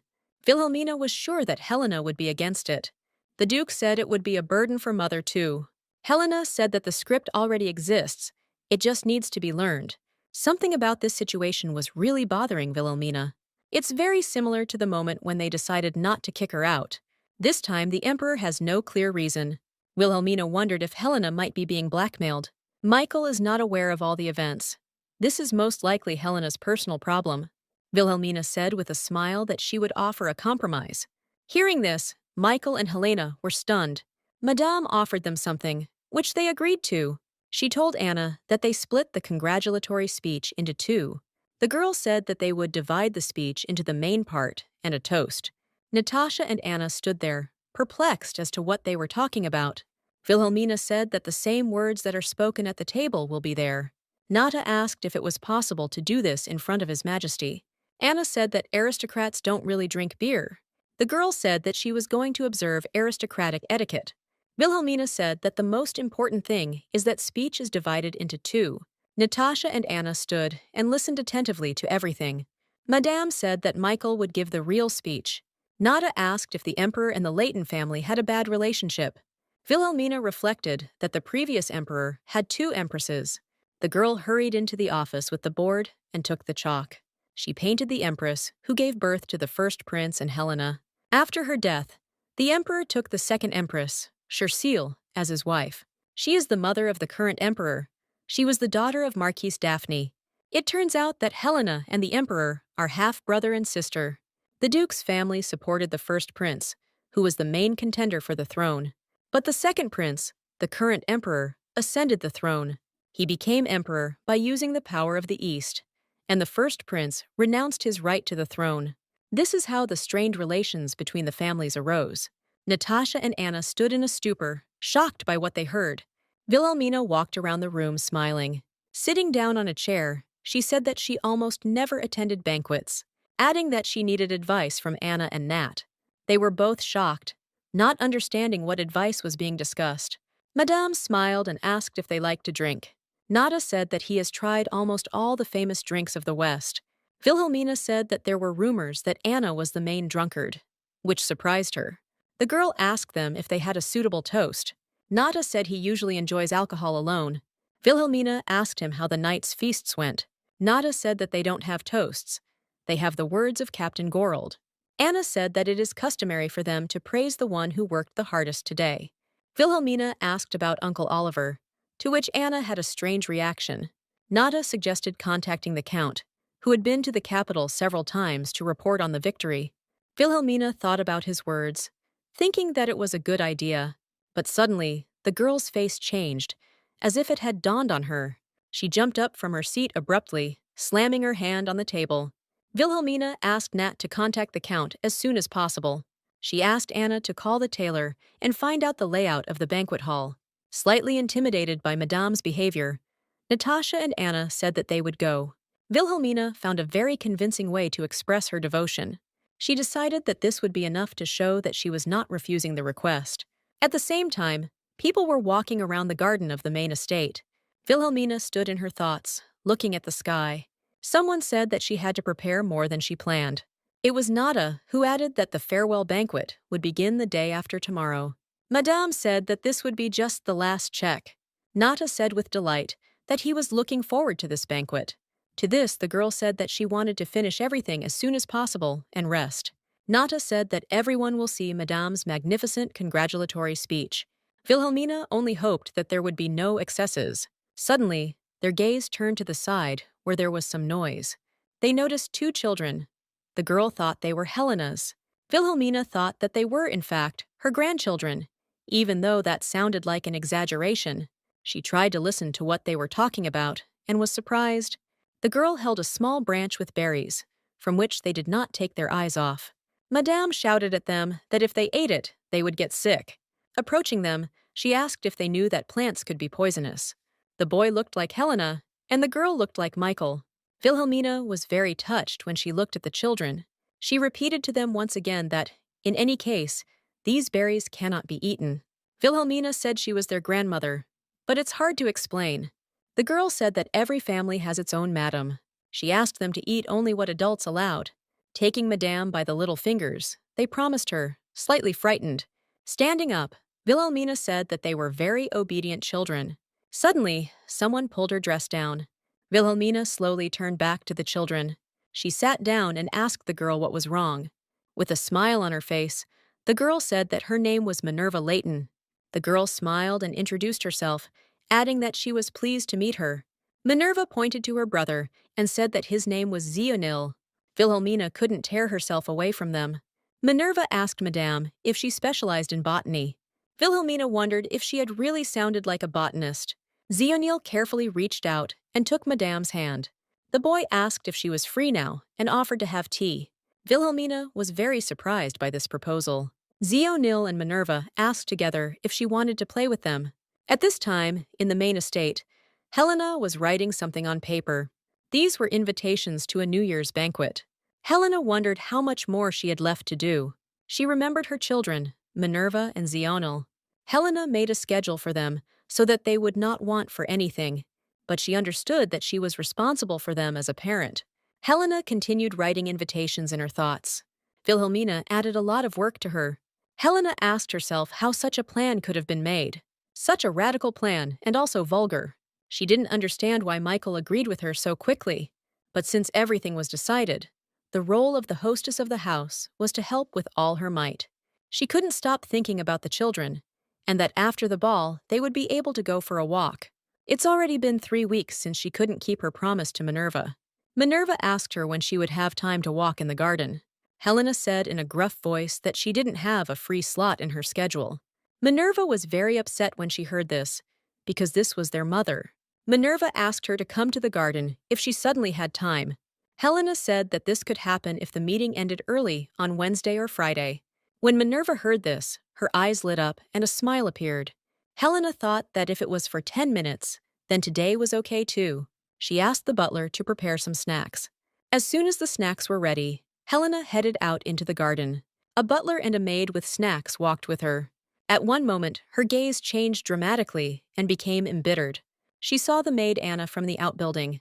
The butler said that she did not even greet Madame and asked if he should teach her some manners. Helena said that this was the outbuilding's business, and there was no point in interfering with it. She noticed the expression on her face, as if Anna felt proud.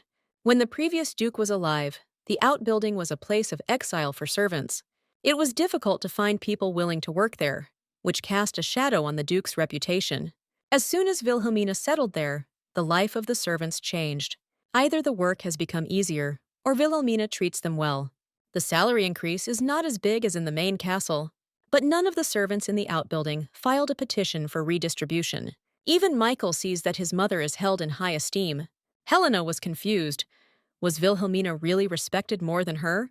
She did not express dissatisfaction with the plan because she was acting for the good of the Leighton family. Helena knew she had to control her emotions. As the mistress of the house, she must act in the interests of the family. But she simply hated Wilhelmina to the point of trembling. The butler pointed to the side and said that her children were there. She asked the maid for a plate of snacks and said she would take it herself. Helena was determined to give away the snacks, talk a little, and return. She heard Minerva asking about flowers. Helena saw Wilhelmina and her children were sitting next to her. The girl told them that when it is hot, their faces turn red, just like flowers. The children were delighted with such entertaining stories. Minerva asked if eating white tea tree seeds would give her stomach pain. Wilhelmina said with a smile that they take root right in the stomach. The children were scared because yesterday they drank tea from such a tree. Wilhelmina reassured them that it was just a joke. Helena watched them from the side, listening to everything. Her hands felt like they belonged to someone else. They began to tremble violently. Minerva said that she would ask Mother to study with Madame. Wilhelmina said that we should wait until she was free. The children were upset, saying that they would be happy if she played with them like that too. Minerva suddenly said that it would be nice if Madame were their mother. Hearing this, Helena couldn't hold the tray of snacks. Wilhelmina and the children turned sharply at the sound. They saw Helena in front of them, who was not herself.